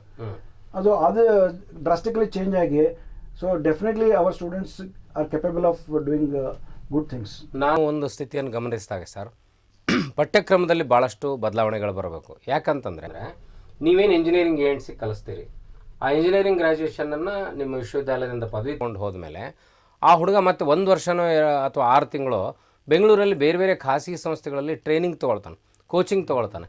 ಅಲ್ಲೇನು ಕೋಚಿಂಗ್ನಲ್ಲಿ ಯಾವ ಸಬ್ಜೆಕ್ಟನ್ನು ಅವ್ರು ಬೋಧಿಸ್ತಾರೆ ಅಥವಾ ಯಾವ ಕಂಟೆಂಟನ್ನು, professional required skill based program ಇರುತ್ತೆ, ಅದನ್ನೇ ಯಾಕೆ ನೀವು ಸಿಲೆಬಸ್ನಲ್ಲಿ ಇನ್ಕ್ಲೂಡ್ ಮಾಡಿಲ್ಲ? ಅದೇ ಕಾರಣಕ್ಕಾಗಿಯೇ ಮತ್ತು ಖಾಸಗಿ ಯೂನಿವರ್ಸಿಟಿಗಳು ಮೇನ್ ಸ್ಟ್ರೀಮಿಗೆ ಬರ್ತಾ ಇದ್ದಾವೆ ಅಂತ ನನಗೆ ಅನಿಸ್ತದೆ. ನಿಮಗೇನು ಅನಿಸ್ತದೆ sir? Very good question sir. Actually ಏನಾಗ್ತಾ ಇದೆ ಅಂದರೆ ನಮ್ಮದು ಸಿಲೆಬಸ್ ಫ್ರೇಮ್ ಆಗಿದ್ದು ಲಾಂಗ್ ಬ್ಯಾಕ್, ಎಸ್ಪೆಷಲಿ ನಮ್ಮ ಸಿವಿಲ್ ಇಂಜಿನಿಯರಿಂಗ್ದ ಹೇಳಿದ್ರೆ ನಾವು ಒಂದು ಸ್ಟ್ರಕ್ಚರಲ್ ಅನಾಲಿಸಿಸ್ ಒಳಗೆ there are some methods, slope deflection ಅಂತೀವಿ ನಾವು, ಆಮೇಲೆ ಕಾನೀಸ್ ಅಂತೀವಿ, ಮೊಮೆಂಟ್ ಡಿಸ್ಟ್ರಿಬ್ಯೂಷನ್ ಅಂತೀವಿ. ಇವೆಲ್ಲ they are quite old methods. 1950 ಒಳಗೆಲ್ಲ ಡೆವಲಪ್ ಆಗಿದ್ದು ಮೆಥಡ್ಸ್. ಸ್ಟಿಲ್ ವಿ ಟೀಚ್, ಇದನ್ನೇ ಕಲಿಸ್ತೀವಿ ನಾವು. ಕಾಲಕ್ಕೆ ತಕ್ಕಂಗೆ ಇಂಪಾರ್ಟೆಂಟ್ ಅಂದ್ರೆ ಸಾಫ್ಟ್ವೇರ್ಸ್ ಬಂದವ್ರು ಸರ್. ಈಗ ಒಂದು ಫ್ರೇಮ್ ಅನಾಲಿಸಿಸ್ ಮಾಡೋಕೆ ಸಾಫ್ಟ್ವೇರ್ ಇಸ್ ದೇರ್. ಆ ಸಾಫ್ಟ್ವೇರ್ ಬೇಕಾಗಿದ್ದ ಮೆಥಡ್ ನಾವು ಕಲಿಸ್ಬೇಕು. ಆಕ್ಚುಲಿ ಸಾಫ್ಟ್ವೇರ್ ಹೆಂಗೆ ಬಳಸಬೇಕಂತ ಕಲಿಸ್ಬೇಕು. ಆ ಸಾಫ್ಟ್ವೇರ್ ಡೆವಲಪ್ ಆಗಿದ್ದು ಯಾವ ಮೆಥಡ್ ದಿಂದ ಡೆವಲಪ್ ಆಗಿದ್ದು ಕಲಿಸ್ಬೇಕು. ನಾವು ಏನ್ ಮಾಡ್ತೀವಿ, we concentrate on very old method. Time to time the syllabus has to be changed. ಆಮೇಲೆ ಈಗ ನಮ್ಮ ಸಿವಿಲ್ ಇಂಜಿನಿಯರ್ ಎಕ್ಸಾಂಪಲ್ ತೊಗೊಂಡ್ರಿ ನಾನು, ಬಟ್ ಕಂಪ್ಯೂಟರ್ ಸೈನ್ಸ್ ಒಳಗೆ there are lot of updation and they are developing. So computer science syllabus is updating day by day. ಇಲ್ಲ sir, ನಾನು ವೈಯಕ್ತಿಕವಾಗಿ ನೋಡಿದ್ದೀನಿ, ENC ಮಾಡಿದ ಹುಡುಗರು ಕಂಪಲ್ಸರಿ ಬೇಕಾದಷ್ಟು ಖಾಸಗಿ ಸಂಸ್ಥೆಗಳು, ನೀವು ಇಂಜಿನಿಯರಿಂಗ್ ಕಾಲೇಜ್ಗಳು ಕಷ್ಟದ ಸ್ಥಿತಿಯಲ್ಲಿದ್ದಾವೆ, ಆದರೆ ಇಂಜಿನಿಯರಿಂಗ್ ಹುಡುಗರನ್ನೇ ನೀವು ನಾಳೆ ಹೊರಗೆ ಕಳಿಸ್ತಿರಲ್ಲ, ಅವರಿಗೆ ತರಬೇತಿ ಕೊಡೋ ಸಂಸ್ಥೆಗಳು ನಿಮಗಿಂತಲೂ 100 ಪಟ್ಟು ಲಾಭದಲ್ಲಿದ್ದಾವೆ. ಈಗ ಯಾಕಂದ್ರೆ ಇಲ್ಲ, ನಾನು ನಿಮ್ಮ ಇದಕ್ಕೆ ಒಪ್ಕೋತೀನಿ ರೀ. ಏನಾಗ್ತಾ ಇದ್ರೆ, ಒಬ್ಬ ಇಂಜಿನಿಯರಿಂಗ್ ಮುಗಿಸಿ ಇವತ್ತು ಹೊರಗೆ ಹೋಗ್ತಾನೆ, ಇವತ್ತಿನ ಸ್ವಲ್ಪ ಟೀಚರ್ಗೆ ನಾನು ಟೀಚರ್ ಅಂತ ತಿಳ್ಕೊಂಡು ಏನು ರೆಸ್ಪೆಕ್ಟ್ ಕೊಟ್ಟು ಡಿಗ್ರಿ ಮುಗಿಸಿ ಹೊರಗೆ ಹೋದ, ಅವು 2 ವರ್ಷ ಆದ್ಮೇಲೆ ಅಕಸ್ಮಾತ್ ಕಾಲೇಜ್ಗೆ ಬಂದು ಅವ್ಗೊಂದು ಲೆಕ್ಚರ್ ಕೊಡೋಂತ ಅಂದೀವಂದ್ರೆ ಟೀಚರ್ ಗೊತ್ತಿಲ್ಲದೆ ಇರೋಂಥ ವಿಷಯದ ಬಗ್ಗೆ ಅವ್ನು ಲೆಕ್ಚರ್ ಕೊಡ್ತಾನೆ. ಯಾಕಂದ್ರೆ ಅವನಿಗೆ ಪ್ರಾಕ್ಟಿಕಲ್ ಎಕ್ಸ್ಪೋಜರು ಮತ್ತು ಇವತ್ತಿಗೆ ಬೇಕಾದಂಥ ಟೆಕ್ನಾಲಜಿಯಲ್ಲಿ ವರ್ಕ್ ಮಾಡ್ತಾ ಇದ್ದಾನೆ. ಆದ್ರೆ ನಮ್ಮ ಟೀಚರ್ಸ್ ಏನಾಗ್ಯದ, 10 ವರ್ಷ ಹಿಂದಿನ ಟೆಕ್ನಾಲಜಿ ಪುಸ್ತಕ ಅದನ್ನೇ ಓದಿ ಅದನ್ನೇ ಕಲಿಸ್ತಾ ಇದೀವಿ. ಸಿಲೆಬಸ್ ಅಪ್ಡೇಟ್ ಆಗದೆ ಇರೋದಕ್ಕೆ ಯಾರು ಕಾರಣ? ನೀವು ಅಕಾಡೆಮಿಷಿಯನ್ಸು, ಪ್ರಾಧ್ಯಾಪಕರಾದವರು ನಿಮ್ಮ ಅಕಾಡೆಮಿಕ್ ಕೌನ್ಸಿಲ್ಗೆ ಹೇಳಬೇಕು, ವಿಶ್ವವಿದ್ಯಾಲಯದ ಟೆಕ್ಸ್ಟ್ ಬುಕ್ ಕಮಿಟಿಗಳಿಗೆ ಹೇಳಬೇಕು. ಯಾಕೆ ಹಳೆ ಸಿಲೆಬಸ್ಗೆ ಅದನ್ನು ನೀವು ಜೋತ್ ಬಿದ್ದಿದ್ರಿ? ಅಲ್ಲಿ ಯಾಕೆ ಪ್ರೋಗ್ರೆಸ್ ಆಗ್ತಾ ಇಲ್ಲ? ಬೇರೆ ಬೇರೆ ಒಳಗೆಲ್ಲ ಈಗ ಅಫಿಲಿಯೇಷನ್ ಸಿಸ್ಟಮ್ನಾಗ ಏನಾಗ್ತೈತೆ ರೀ, ಎಲ್ಲ ಕಾಲೇಜಸ್ ಸ್ಥಿತಿಗತಿಗಳನ್ನು ನೋಡ್ಕೋಬೇಕು. ಈಗ ಏನಾಗೈತಿ, ಇದಕ್ಕೆ ಮತ್ತೊಂದು ಕಾರಣ ನೀವು ಹೇಳಿದ್ವಿ, ಇದಕ್ಕಂತಂದ್ರೆ ಈ ನಾಯಿ ಕೊಡೆಗಳಂತ ತಲೆ ಎತ್ತಿರುವಂಥ ಇಂಜಿನಿಯರಿಂಗ್ ಕಾಲೇಜಸ್. ಇದರಿಂದ ಏನಾಗಿಬಿಡ್ತು, ಕೆಲವೊಂದು ಕಾಲೇಜ್ನಲ್ಲಿ ಅವ್ರಿಗೆ ಬೇಸಿಕ್ ಫೆಸಿಲಿಟಿಗಳು ಭಾಳ ಕಡಿಮೆ ಅದಾವೆ. ಅಂಥಲ್ಲಿ ಕೂಡ ಅಡ್ಮಿಷನ್ ತೊಗೊಂಡಾಗ ಚಲೋ ಕಾಲೇಜ್ಗಳಿಗೆ ಕೂಡ ಹೊಡೆತು ಬಿತ್ತು. ಅವ್ರಿ ಈ ಪ್ರೈವೇಟ್ ಏನದಾವಲ್ರಿ, ಅವರು ಸ್ವಂತ ದುಡ್ಡು ಗಳಿಸಿನ ನಡೆಸ್ಬೇಕು ಕಾಲೇಜ್, ಅವ್ರಿಗೆ ಗೌರ್ಮೆಂಟ್ ಏಡ್ಸ್ ಇಲ್ಲ. ಅಲ್ಲಿಯೂ ಕೂಡ ರೊಕ್ಕದ ಅಡಚಣೆ ಆದ ತಕ್ಷಣ ಅಲ್ಲಿಯೂ ಕೂಡ ಫೆಸಿಲಿಟೀಸ್ ಕೊಡ್ಲಿಕ್ಕೆ ಆಗ್ತಾ ಇಲ್ಲ, ಹೊಸ ಸಾಫ್ಟ್ವೇರ್ ತೊಗೊಳಿಕ್ಕೆ ಆಗ್ತಾ ಇಲ್ಲ, ಅಲ್ಲಿ ಹುಡುಗರಿಗೆ ಎಕ್ಸ್ಪೀರಿಯನ್ಸ್ ಕೊಡಕ್ಕೆ ಆಗ್ತಾ ಇಲ್ಲ. ಸರ್, ಅದು institute problem, but syllabus frame ಮಾಡುವಂಥ ವಿಶ್ವವಿದ್ಯಾಲಯದ ಸಮಸ್ಯೆ ಏನು? ಮಾಡೋ ಹೊತ್ತಿನಾಗ ಇವನ್ನೆಲ್ಲ ನೋಡ್ಕೊಂಡು ಅವ್ರು ಮಾಡ್ತಾರೆ. ಅಂದ್ರೆ ನಾ ಎಲ್ಲ ದೊಡ್ಡದು ಮಾಡಿಬಿಟ್ಟೆ, ಈಗ ನೀವು ಎನ್ವೈರ್ಮೆಂಟ್ಲಾಗ ಅಟೋಬಿಕ್ ಸ್ಪೆಕ್ಟ್ರೋಫೋಟೋಮೀಟರ್ ನೀವು ಇಡಬೇಕಂತ ಅಂದ್ರೆ ಕಾಲೇಜಿಗೆ ಸಾಧ್ಯ ಐತಿಲ್ಲೋ? 5 ಲಕ್ಷ ರೂಪಾಯಿದು ಸರ್ ಕಾಲೇಜಿನ ಸಾಧ್ಯತೆ ಒಳಗೆ ಇಟ್ಕೊಂಡು ಮಕ್ಕಳ ಭವಿಷ್ಯ ಯಾಕೆ ಹಾಳು ಮಾಡ್ತೀರಿ? ನೀವು ಮಾಡಕ್ಕೆ ಹೋಗಿ ನಾವು ಏನಾದ್ರೆ ಗವರ್ನಿಂಗ್ ಬಾಡೀಸ್ ಏನದಾವಲ್ರಿ, ಇವರು ಸರಿಯಾಗಿ ಎಲ್ಲ ನೋಡ್ಕೋಬೇಕು. ನಾವು ನಡೆಸ್ಲಿಕ್ಕೆ ಸಾಧ್ಯ ಐತೋ ಇಲ್ಲ ಈ ಕಾಲೇಜಿಗೆ, ಯಾಕೆ ಅದಕ್ಕೆ ಮತ್ತೆ 108 ಬರ್ತಾವೆ, ನೀವು ಬಂದ್ ಮಾಡಂತ ಹೇಳಿಕ್ಕೂ ಆಗೋದಿಲ್ಲ, ಅದು ಅಷ್ಟು ಹಗರಿಲ್ರಿ ಸರ್. ಈಗ ನಮ್ಮ ಸಿಲೆಬಸ್ ನಾವು ಬ್ಲೇಮ್ ಮಾಡೋದು ಅಥವಾ ಸ್ಟೂಡೆಂಟ್ಸ್ ಪ್ಲೇಸ್ಮೆಂಟ್ ಆಗುತ್ತಿಲ್ಲ ಅಂತ ಅನ್ನೋದು, this is a blame game. Your question is very straightforward and very relevant question. ಈಗೇನಾಗುತ್ತೆ, ಒಂದು ಇಂಡಸ್ಟ್ರಿ ಒಳಗೆ ಒಂದು ಸ್ಕಿಲ್ ಬೇಕಾಗತ್ತೆ ಸರ್. ಈಗ ಫಾರ್ ಎಕ್ಸಾಂಪಲ್ ಸಾಫ್ಟ್ವೇರ್ ಇಂಡಸ್ಟ್ರಿ ಒಳಗೆ there are so many software industry. ಒಂದು ಸಾಫ್ಟ್ವೇರ್ ಇಂಡಸ್ಟ್ರಿ ಒಳಗೆ ದೇ ನೀಡ್ ಜಾವಾ. ಇನ್ನೊಂದು ಸಾಫ್ಟ್ವೇರ್ ದೇ ನೀಡ್ ಪೈಥಾನ್. ಹೌದಾ? ಈಗ ನಮ್ಮಲ್ಲಿ ಏನಾಗುತ್ತೆ, ನಮ್ಮ ಸಿಲೆಬಸ್ ಒಳಗೆ ದೇ ಹ್ಯಾವ್ ಇನ್ಕ್ಲೂಡೆಡ್ ಎವ್ರಿಥಿಂಗ್. ಜಾವಾನು ಕಲಿಸ್ತಾರೆ, ಸಿನೂ ಕಲಿಸ್ತಾರೆ, ಪೈಥಾನು ಕಲಿಸ್ತಾರೆ, ಅದೇ ಡಾಟಾ ಸ್ಟ್ರಕ್ಚರ್ಸು ಕಲಿಸ್ತಾರೆ. I am talking about software field. So ಈಗ ಎಲ್ಲ ಕಲಿಸ್ತಾರೆ ನಮ್ಮಲ್ಲಿ. ಎಲ್ಲ ಕಲ್ತ ಕೂಡಲೇ ಕಾನ್ಸಂಟ್ರೇಟೆಡ್ ಒಂದೇ ಅವ್ರಿಗೆ ಟೀಚಿಂಗ್ ಆಗಿರಂಗಿಲ್ಲ. ಅವ್ರಿಗೇನು ಬೇಕಾಗಿರುತ್ತೆ ಇಂಡಸ್ಟ್ರಿ ಒಳಗೆ, only they want in Java, the skilled student in Java. ಅವ್ರಿಗೆ ಅದೇ ಬೇಕಾಗಿರ್ತದೆ. ಅವಾಗ ಅವ್ರು ಜಾವಾ ರಿಲೇಟೆಡ್ ಟ್ರೈನಿಂಗ್ ಕೊಡ್ತಾರೆ. ಅದಕ್ಕೆ ನಾವೊಂದು ಏನು ಮಾಡ್ಬೇಕಂದ್ರೆ, we cannot blame university, we cannot blame system. ನಾವೇನು ಮಾಡ್ಬೇಕತ್ತು ನಮ್ಮ ಕಾಲೇಜ್ ಒಳಗೆ ಒಂದು ಅಳವಡಿಸಿದ್ದಂದ್ರೆ, ನಾವು ಸ್ಟೂಡೆಂಟ್ಸ್ನ ಇಂಟ್ರೆಸ್ಟ್ ಮ್ಯಾಪ್ ಮಾಡತ್ತಿದ್ವಿ ನಾವು. ನಮ್ದು ಇದು ಟಾರ್ಗೆಟ್ ಅಂದರೆ what students want to become. ಈಗ ಒಂದು ಸ್ಟೂಡೆಂಟ್ ಬರ್ತಾನೆ, ಹೀಸ್ ಏಮ್ ಆಫ್ಟರ್ 4 years ಏನಾಗಬೇಕತ್ತ ನಾವು, ಈ want to become software engineer. Software engineer ಒಳಗೆ ಏನು ಓಪನಿಂಗ್ಸ್ ಇದಾವೆ, ಜಾವಾಕ್ಕೆ ಹೋಗ್ಬೇಕತ್ತನೋ, ಆ್ಯಂಡ್ ಟೆಸ್ಟಿಂಗ್ ಹೋಗ್ಬೇಕತ್ತನೋ, ಆ್ಯಂಡ್ ಡೆವಲಪಿಂಗ್ ಹೋಗ್ಬೇಕತ್ತನೋ, ಆ್ಯಂಡ್ ಪೈಥಾನ್ಗೆ ಹೋಗ್ಬೇಕತ್ತನೋ. We want to map his interest. Accordingly, we want to train him for 4 years. Extra. Other than the syllabus. Apart from the syllabus. So trainings ಮಾಡಬಹುದು, ಹೊರಗಿನವ್ರು ಕರ್ಕೋಬಹುದು, ನಮ್ಮ teachers involve ಮಾಡಬಹುದು. So that after 4 years of graduation, he is ready for the industry. So ಅವಾಗ ಏನಾಗುತ್ತೆ, he need not go for any training. ಒಂದು ವರ್ಷ ಏನು ವ್ಯರ್ಥ ಮಾಡೋದು ನೆಸೆಸರಿ ಇರೋಂಗಿಲ್ಲ, ಅವ್ನ ರಿಸೋರ್ಸಸ್ಸು ವ್ಯರ್ಥ ಮಾಡೋದು ನೆಸೆಸರಿ ಇರೋಂಗಿಲ್ಲ. ಲ್ಯಾಂಗ್ವೇಜ್ ಜೊತೆಗೆ, ಭಾಷೆ ಜೊತೆಗೆ ಇದನ್ನ ಮೇಲೆ ನೀವು ಫೋಕಸ್ ಮಾಡಬೇಕು. This is another problem. Sir, ಇದು ಭಾಷೆ ಸಂಬಂಧಪಟ್ಟಂಗೆ ಚರ್ಚೆ ಇದ್ರೂ ಕೂಡ ನಾನು ಇದನ್ನು ಎಷ್ಟೋ ಸಲ ವರ್ಕ್ಶಾಪ್ಗೆ ಹೋದಾಗ ಅನುಭವಿಸಿದ ಪ್ರಾಬ್ಲಮ್. ಇಂಡಸ್ಟ್ರಿಗಳಿಗೆ ಹೋದಾಗ ಅಲ್ಲಿ ಸ್ಟೂಡೆಂಟ್ಸ್ ಏನು ಹೇಳ್ತಾರಂದ್ರೆ, ಎಂಪ್ಲಾಯೀಸು, ಸರ್ ನಾವು ಇದನ್ನ ಯಾವುದೂ ಕಾಲೇಜ್ನಲ್ಲಿ ಕಲಿತೇ ಇರೋದಿಲ್ಲ, this is all new to us. ಮತ್ತು ಇದನ್ನ ನಾವು ಕಾಲೇಜ್ನಲ್ಲಿ ಕಲಿತೇ ಇರೋದಿಲ್ಲ ಅಂದ್ರೆ 4 years ಡಿಗ್ರಿ ಯಾಕೆ ತೊಗೋಬೇಕು? ಈಗ ನಮ್ಮ ಟೆಕ್ನಾಲಜಿ ಪ್ರತಿ 6 ತಿಂಗಳಿಗೆ ಚೇಂಜ್ ಆಗತ್ತೆ. ಆಗಲಿ ಸರ್. ಇಲ್ಲಿ ಸಿಲೆಬಸ್ ಏನು ಮಾಡ್ತೀವಲ್ರಿ, ಒಬ್ಬ ಹುಡುಗ ಒಂದು ಒಳಗೆ ಬಂದ ಮೇಲೆ ಅವ್ನು 4 ವರ್ಷ ಅವ್ನು ಸರಿಯಾಗಿ ಕಲ್ತ್ಕೊಂಡು ಹೋಗಿ ಸಿಲೆಬಸ್ ಸೆಟ್ ಆಗಿರ್ತದೆ.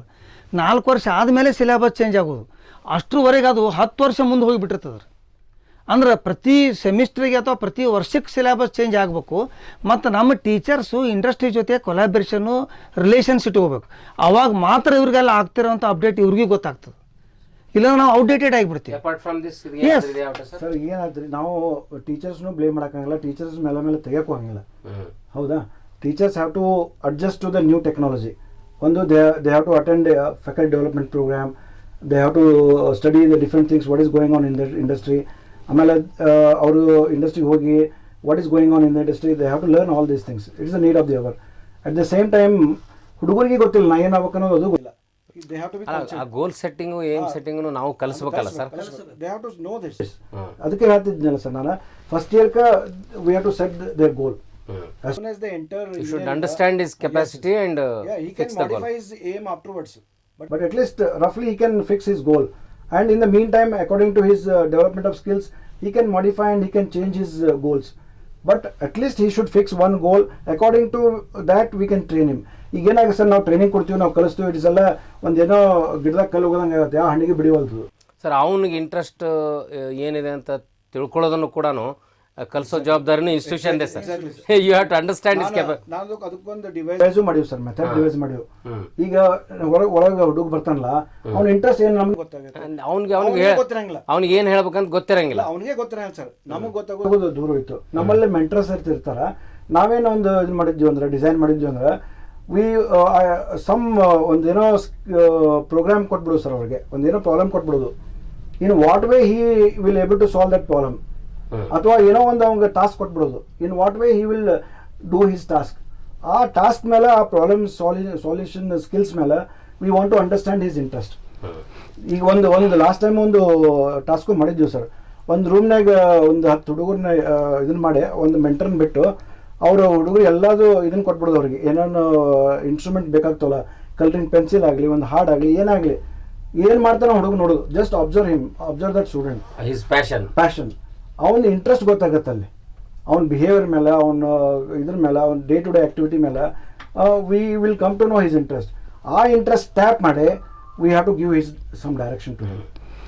ಸೊ ಈಗೇನು ಕಾನ್ಸಂಟ್ರೇಟೆಡ್ ಎಫರ್ಟ್ ಆಗ್ತಲ್ಲ ಸರ್, ಈ may be definitely he will be good after 4 years. He is eligible to join some company. ಈ ಸರ್ ಏನು ಹೇಳಿದ್ರಿ, ಈಗ ಅವ್ರ ಹುಡುಗರದ್ದು ಏನು ಪ್ಯಾಷನ್ ಐತೆ ಅಂತ ನೋಡ್ಕೋಬೇಕಂತೇಳಿ SSLC ಅವ್ರಿಗೆ ಕನ್ನಡದಾಗ ಬಂದಿರ್ತಾರೆ ಭಾಳಷ್ಟು ನಮ್ಮ ಈ ರೂರಲ್ ಏರಿಯಾ ಹುಡುಗರು ರೀ. PUC ಒಳಗೆ ಮುಗಿಸ್ಕ್ಯಾರ ಇಂಜಿನಿಯರಿಂಗ್ ಬರ್ತಾರೆ, ಅವ್ರಿಗೆ ಒಮ್ಮೆಗೇನ ಇಂಗ್ಲೀಷ್ನ್ಯಾಗ ಶುರು ಮಾಡಿ ಗೋಲ್ ಸೆಟ್ಟಿಂಗ್ ಬಗ್ಗೆ ಮಾತಾಡಕತ್ತಿ ಅಂದ್ರೆ ಮೊದಲು ಅವಂಗೇನು ತಿಳಿಯಂಗಿಲ್ಲ, ಇದು ಬೇಡಪ್ಪ ಮರ ಏನು ಅಂತಾರೆ. ಅಲ್ಲಿ ನಾವು ಈ ಕನ್ನಡ ಭಾಳ ಉಪಯೋಗ ಆಗ್ತದೆ. ನಾವು ಕನ್ನಡದೊಳಗೆ ಅವನು ಮಾತಾಡಿಸಿ ಕನ್ನಡದೊಳಗೆಲ್ಲ ತಿಳಿಸಿ ಹೇಳಿ ನಿನ್ನ ಗುರಿ ಅಂದ್ರೇನು, ಗುರಿ ಯಾಕೆ ಮುಖ್ಯ, ಗುರಿ ಹೆಂಗೆ ನಾವು ಮಾಡ್ಕೋಬೇಕು, ಇಂಜಿನಿಯರಿಂಗ್ದೊಳಗೆ ಮಾಡ್ಕೊತ ಹೋದ್ರೆ ಗುರಿಗೆ ಹೆಂಗೆ ತಲುಪ್ತೀವಿ, ಇದನ್ನು ನಾವು ಈ ಕನ್ನಡ ಭಾಷೆಯೊಳಗೆ ಇನ್ನೂ ಇದು ಇಫೆಕ್ಟಿವ್ ಆಗ್ಬೋದು ಅಂತ. ಎರಡು ಲಾಭ. ಈಗ ನೀವು ಈವನ್ ಅವನಿಗೆ ಪರ್ಸನಾಲಿಟಿ ಡೆವಲಪ್ಮೆಂಟ್ ಪ್ರೋಗ್ರಾಮ್ಗಳನ್ನು ಕನ್ನಡದಲ್ಲಿ ಮಾಡಬೇಕು, ಲೇಟರ್ ನೀವು ನಿಮ್ಮ ಸಿಲೆಬಸ್ಸನ್ನು ಕನ್ನಡದಲ್ಲಿ ಕಲಿಸ್ಬೇಕು. ಗುರು ಕಾಲೇಜ್ನಾಗ ಕಲ್ತಿದ್ದನ್ನ ಮನ್ಯಾಗ ಹೋಗಿ ಹೇಳಲಿಕ್ಕೆ ಅವ್ರಿಗೆ ಬರಬೇಕು. ಏನು ಓದಿ ಏನು ಕಲಿಸಿದ್ರು ಅಂದ್ರೆ ಈಗ ಏನಾಕೈತಿ ಇಂಗ್ಲೀಷ್ನಾಗ ನಾವು ಸರ್ ಹೇಳ್ದಂಗೆ ಶೇರ್ ಫೋರ್ಸ್ ಮೊಮೆಂಟಮ್ ಅಂತೆಲ್ಲ ದೊಡ್ಡ ಹೇಳ್ಬಿಡ್ತೀವಿ. ಅವ್ರ ಮನ್ಯಾಗ ಹೋಗಿ ಅವ್ರು ಏನು ಇವತ್ತೇನು ಯೂಶ್ವಲಿ ಸಾಲಿಗೆ ಹೋಗಿ ಬಂದ್ಮೇಲೆ ಅಪ್ಪ ಅವ ಕೇಳ್ತು ಇವತ್ತೇನು ಕಲ್ತಿ, ನಿಂಗೆ ತಿಳಿದಿಲ್ಲ ಬಿಡೋದು ಅಂತ. ಯಾಕೆ ನನಗೆ ತಿಳಿದಿಲ್ಲ, ನಾನು ನಿನಗೇನು ಹೇಳಿ ಅಂತ. ಹಾಂ, ಇದನ್ನು ನಾವು ಕನ್ನಡದಾಗ ಕಳಿಸಿದ್ರೆ ಅವಾಗ ಹೇಳ್ತಾರೆ ಇವತ್ತು ನೋಡ್ರಿ ಅವ ಹಿಂಗೆ ಹೇಳಿದ್ರು ಹಿಂಗೆ ಆಕತ್ತಂತ, ಇದಕ್ಕೆ ಹಿಂಗೆ ಅಂತಾರಂತ, ಇದು ಹಿಂಗೆ ಆಗ್ತತ್ತಂತ, ಲೋಡ್ ಹಾಕಿದ್ರೆ ಹಿಂಗೆ ಆಕತಿ. ಇದನ್ನು ಹೇಳುವಂಥ ಅವ್ನ ಕೆಪಾಸಿಟಿ ಬರಬೇಕು. ಯಾವಾಗ ಹುಡುಗ ಇನ್ನೊಬ್ರಿಗೆ ತಿಳಿಸಿ ಹೇಳಲಿಕ್ಕೆ ಗಟ್ಟಿ ಆಗ್ತಾನಲ್ರಿ, ಅವ್ನು ಪೂರ್ತಿ ಹರ್ಕೊಂಡಿರ್ತಾನೆ. ನನಗೆ ಇನ್ನೊಬ್ರಿಗೆ ಹೇಳಲಿಕ್ಕೆ ಬರಲಿಲ್ಲ ಅಂದ್ರೆ ನನಗೆ ಗೊತ್ತಿಲ್ಲ ಅಂತ ಅರ್ಥ. ಸೊ ಇಲ್ಲಿ ಒಂದು ಅಂಡರ್ಸ್ಟ್ಯಾಂಡಿಂಗ್, ಎರಡನೇದು digesting, third one is expression. 3 ಪಾರ್ಟ್ಗಳಲ್ಲಿ ನೀವು ಅಲ್ಲ ಅದನ್ನು ಸರ್ ನಾವು ಲ್ಯಾಂಗ್ವೇಜ್ ಪಾಲಿಸಿಯಲ್ಲಿ ಯಾವತ್ತೂ ಹೇಳ್ತಾ ಬಂದಿದ್ವಿ, ಯಾವ ವಿದ್ಯಾರ್ಥಿ ಮಾತೃಭಾಷೆಯಲ್ಲಿ ಶಿಕ್ಷಣವನ್ನು ಪಡಿತಾನೆ ಅವನು ಮಾತ್ರ ಪರಿಪೂರ್ಣವಾಗಿ ಅಭಿವ್ಯಕ್ತಿಗೊಳಿಸಬಲ್ಲ ಅಂತ. ಅದನ್ನು ಪಾಲಕರು ಒಪ್ಲಿಕ್ಕೆ ತಯಾರಿಲ್ಲ. ಆಮೇಲೆ ಇಂಗ್ಲೀಷ್ ಮೀಡಿಯಂ ಶಾಲೆಗಳ ಭ್ರಮೆಯಿಂದ ಹೀಗಾಯಿತು.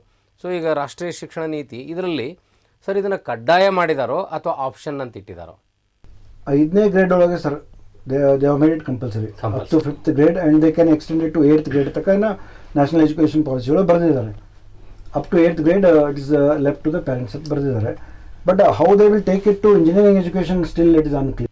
ಅದು ಯಾಕಂದ್ರೆ ಅದು ಸ್ಪಷ್ಟ ಆಗಬೇಕು. ಇಲ್ಲಿನೂ ಆಪ್ಷನ್ ಕೊಟ್ಟರೆ people will opt English medium. ಅಂದರೆ ಅವ್ರ ತಲೆಯಲ್ಲಿ ಭ್ರಮೆ ಏನು, ನನ್ನ ಮಗ ಇಂಗ್ಲೀಷ್ ಮೀಡಿಯಂನಲ್ಲೇ ಓದಲಿ, ಮುಂದೆ ಅವ್ನು ಫಾರಿನ್ಗೆ ಹೋದ್ರೆ ಹೆಲ್ಪ್ ಆಗುತ್ತೆ ಅಂತ. ನೋಬಡಿ ಸಪೋರ್ಟ್ಸ್ ಕನ್ನಡ ಮೀಡಿಯಂ ಇನ್ ಟೆಕ್ನಿಕಲ್ ಇನ್ಸ್ಟಿಟ್ಯೂಷನ್ಸ್. ಸೊ ಅದನ್ನು ಮ್ಯಾಂಡೇಟ್ರಿ ಆಗಿ ಕಾನೂನಾಗಿ ಮಾರ್ಪಡಿಸ್ಬೇಕು. ಆಪ್ಷನ್ ಅಂತಿಟ್ಟರೆ, ಆಯ್ಕೆ ಅಂತಿಟ್ಟರೆ ಅದು ಸಾಧ್ಯ ಆಗೋದಿಲ್ಲ. ಸೊ ಹಾಗಾಗಿ ತಾವು ಅಕಸ್ಮಾತ್ ಇದನ್ನು ಸವಾಲಾಗಿ ಇಷ್ಟೆಲ್ಲ ತಾವು ಖುಷಿಯಿಂದ ಪ್ರೀತಿಯಿಂದ ಇದನ್ನು ಸ್ವೀಕಾರ ಮಾಡಿದ್ರಿ. ಒಂದು ವೇಳೆ ಇದು ನಿಮ್ಮ ಲೆವೆಲ್ನಲ್ಲಿ ಇಂಪ್ಲಿಮೆಂಟ್ ಬಂದರೆ ನೀವು ನಿಮ್ಮ ಶಿಕ್ಷಕರು ಸಮರ್ಥರದಿರಿ ಅಂತಲೂ ಹೇಳಿದ್ರಿ ಸರ್.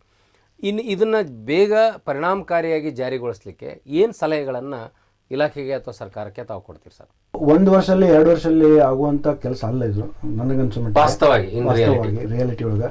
ಯಾಕಂದರೆ ನಮ್ಮಲ್ಲಿ ಫ್ಯಾಕಲ್ಟೀಸ್ ಟ್ರೈನಿಂಗ್ ಆಗಬೇಕು, ಲೋಕಲ್ ಲ್ಯಾಂಗ್ವೇಜ್ ಒಳಗೆ ನಮ್ಮ ಕನ್ನಡ ಒಳಗೆ ಟ್ರೈನಿಂಗ್ ಆಗಬೇಕು. ವಿ ಹ್ಯಾವ್ ಟು ಬುಕ್ಸ್ ಬರಬೇಕು, ಲಿಟ್ರೇಚರ್ ಬರಬೇಕು, ಸಾಕಷ್ಟು ಟ್ರೈನಿಂಗು ಆಗ್ಬೇಕು ಸರ್. ಯಾಕಂದ್ರೆ ಟೀಚರ್ಸ್ ಕ್ಲಾಸ್ನೊಳಗೆ ಹೋದ್ರೆ ಸುಪ್ರೀಂ ದೇರ್, ಅವ್ರಿಗೆ ಟೀಚಿಂಗ್ ಮಾಡ್ಲಿಕ್ಕೆ ಒಂದು ಕೆಪಾಸಿಟಿ ಬೇಕು ಈ ಲೋಕಲ್ ಲ್ಯಾಂಗ್ವೇಜ್ ಒಳಗೆ. ಸೊ ಅದೆಲ್ಲ ಮಾಡಬೇಕಾದ್ರೆ it takes several months and several years. At least ಒಂದು ಈಗ national education policy is going to be implemented from 2021 from the first standard. ಅದೇನು 12 ವರ್ಷ ಒಳಗೆ ನಮ್ದು ಇಂಜಿನಿಯರಿಂಗ್ ಒಳಗೆ ಬರುತ್ತಲ್ಲ, ಅಷ್ಟರೊಳಗೆ ನಾವು ಇದನ್ನೆಲ್ಲ ನಾವು ಪ್ರಿಪ್ರೇಷನ್ ಮಾಡ್ಕೊಂತೀವಿ ಅಂದ್ರೆ, so this first standard student of 2021 ಅವ ಯಾವಾಗ ನಮ್ಮಲ್ಲಿ ಇಂಜಿನಿಯರಿಂಗ್ ಬರ್ತಾನಲ್ಲ, most probably at that time we can implement this. ಇದು ನನ್ನ ಅನಿಸಿಕೆ. ಬಟ್ ಅವರು 2021ರಿಂದನೇ ಈ ನೀತಿ ಜಾರಿಗೆ ಬರ್ತದೆ ಇಲ್ಲ, ಅವರು ಅಂದಿದ್ರು ಕೂಡ ಏನಾಗ್ತೈತೆ ರೀ, ನಾವು ಅದನ್ನು ಫೇಸ್ ವೈಸ್ ತೊಗೊಂಡು ಹೋಗ್ಬೇಕು. ಮೊದಲೇದು ಈಗೆಲ್ಲ ಟೆಕ್ಸ್ಟ್ ಬುಕ್ ಕನ್ನಡದಾಗ ಮಾಡಿದ್ರೆ ಇದನ್ನು ಹಿಂಗೆ ಕಲಿಸಂದ್ರೆ ಟೀಚರ್ಗೂ ಅಷ್ಟೇ ಕಷ್ಟದ, ಸ್ಟೂಡೆಂಟ್ಸ್ಗಳಿಗೆ ಅಷ್ಟೇ ಕಷ್ಟ. ಟೀಚರ್ಗಳಿಗೊಂದು ಫ್ರೀ ಹ್ಯಾಂಡ್ ಕೊಡ್ಬೇಕು. ಇದನ್ನು ಸ್ಲೋಲಿ ನೀ ಕನ್ನಡದಾಗ ತಿಳಿಸುವಂತ ಹೋಗು ಅಂತೇಳಿ.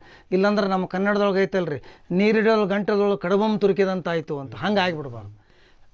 ಟೀಚರ್ಗಳೊಂದು ಫ್ರೀ ಹ್ಯಾಂಡ್ ಕೊಟ್ಟು ಕ್ಲಾಸ್ರಾಗ ಸ್ಲೋಲಿ ನೀವು ಕನ್ನಡ ಶುರು ಮಾಡಿರಿ ಅಂದ್ರೆ ಕೆಲವೊಂದು ಇಂಗ್ಲೀಷ್ ವರ್ಡ್ ಇರಲಿ, ಅದನ್ನು ಕನ್ನಡದಾಗ ಕಲಿಸುವಂತ ಹೋಗ್ರಿ.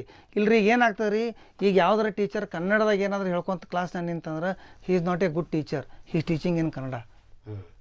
ಹಂಗೈತಿ. ಹೌದು, ಅದನ್ನ ಮೊದಲು ಈ ಬ್ಯಾರಿಯರ್ ತೆಗೆದು ಫೇಸ್ ವೈಸ್ ಅದು ಬಂದಾಗ, ಯಾವಾಗ ನಾನು ಪೂರ್ತಿ ಕನ್ನಡದೊಳಗೆ ಮಾಡ್ಲಿಕ್ಕೆ ರೆಡಿ ಇದ್ದೀನಿ ಅಂತ ಅನಿಸಿದಾಗ, ಅದು ನನಗೆ ಅನಿಸೋ ಮಟ್ಟಿಗೆ ಒಂದು 4-5 ವರ್ಷ ಟೈಮ್ ತೊಗೋತದೆ. ಇಮಿಡಿಯೇಟ್ಲಿ ನಾ ಕನ್ನಡ ಪುಸ್ತಕ ಕೊಟ್ಟೆ ಅಂದ್ರೆ ಈ ಹುಡುಗರು ಇಂಗ್ಲೀಷ್ನಾಗ ಕಲಿದು ಹೆಂಗೆ ಆಕತ್ತ, ನಮ್ಮ ಟೀಚರ್ಸ್ಗಳಿಗೆ ಕನ್ನಡ ಹಂಗೆ ಆದರೂ ಆಗ್ಬೋದು. ಯಾಕಂದ್ರೆ ಭಾಳಷ್ಟು ಮಂದಿ ಇಂಗ್ಲೀಷ್ ಮೀಡಿಯಮ್ನಾಗ ಬಂದವ್ರು ಅದಾರ. ಸರ್ ಇನ್ನೊಂದು ಚಾನ್ಸ್ ಏನಾಗುತ್ತೆ ಸರ್, ಈಗ IIT NIT ಅಂತಲೇ ಅಂತ ಕಾಲೇಜ್ ಒಳಗೆ, ಈ ಕಾಲೇಜ್ ಒಳಗೆ ಒಂದೇ ಸ್ಟೇಟ್ದಿಂದ ಹುಡುಗರು ಇರೋಲ್ಲ ಸರ್, ವೇರಿಯಸ್ ಸ್ಟೇಟ್ಸ್. ಈಗ for example national institute of technology ಐತಿರಲ್ಲ ಸರ್, ಅಥವಾ ಇಂಡಿಯನ್ ಇನ್ಸ್ಟಿಟ್ಯೂಟ್ ಆಫ್ ಟೆಕ್ನಾಲಜಿ ಐತಿಲ್ಲ, ಅಲ್ಲಿ ಕರ್ನಾಟಕದಿಂದ ಬಂದಿರ್ತಾರೆ, ಆಂಧ್ರದಿಂದ ಬಂದಿರ್ತಾರೆ, ತೆಲಂಗಾಣದಿಂದ ಬಂದಿರ್ತಾರೆ, ನಾರ್ತಿಂದ ಬಂದಿರ್ತಾರೆ. ಅಂಥ ಕಾಲೇಜ್ನಲ್ಲಿ ಈಗ ನಮ್ಮ ರೀಜನಲ್ ಲ್ಯಾಂಗ್ವೇಜ್ನ ಕನ್ನಡದಾಗ ಕಲಿಸ್ಬೇಕಂತಂದ್ರೆ ಯಾವ ಭಾಷೆ ಕಲಿಸ್ಬೇಕು ಅನ್ನೋದೇ ಪ್ರಾಬ್ಲಮ್. ಆಮೇಲೆ ಎವ್ರಿ ಭಾಷೆಗಳು ಕಲಿಸ್ಬೇಕಾದ್ರೆ ತೆಲುಗು ಒಂದು ತೆಲುಗು ಕ್ಲಾಸ್ ರೂಮ್ ಬೇರೆ, ಕನ್ನಡ ಕ್ಲಾಸ್ ರೂಮ್ ಬೇರೆ, ಆಮೇಲೆ ತಮಿಳು ಕ್ಲಾಸ್ ರೂಮ್ ಬೇರೆ, ಮರಾಠಿ ಕ್ಲಾಸ್ ರೂಮ್ ಬೇರೆ. So how they are going to handle this is a big challenge. Okay, ಹೌದಲ್ಲ ಸರ್? ಈಗ ಇನ್ಫ್ರಾಸ್ಟ್ರಕ್ಚರು ವಿಚಾರ ಮಾಡ್ಬೇಕು ಸರ್. ನಾನು ಇನ್ಫ್ರಾಸ್ಟ್ರಕ್ಚರ್ ವಿಚಾರ ಮಾಡಬೇಕು, ಟೀಚರ್ ರಿಸೋರ್ಸಸ್, ಫ್ಯಾಕಲ್ಟಿ ರಿಸೋರ್ಸಸ್ ವಿಚಾರ ಮಾಡಬೇಕು. ಆಮೇಲೆ it is all burden on the ಯಾಕಂದ್ರೆ ಟೀಚರ್ಸ್ಗಳು ಅಷ್ಟು ಲ್ಯಾಂಗ್ವೇಜ್ ಗೊತ್ತಿಲ್ಲ. It will be burden one. ಯಾಕಂದ್ರೆ ನೀವು ಹೆಂಗೆ ಮಾಡ್ತೀರಿ ಎಲ್ಲ ಭಾಷೆ ಒಳಗೆ ಹೆಂಗೆ ತರ್ತೀರಿ? ಕಲಿಸ್ತೀರಿ sir.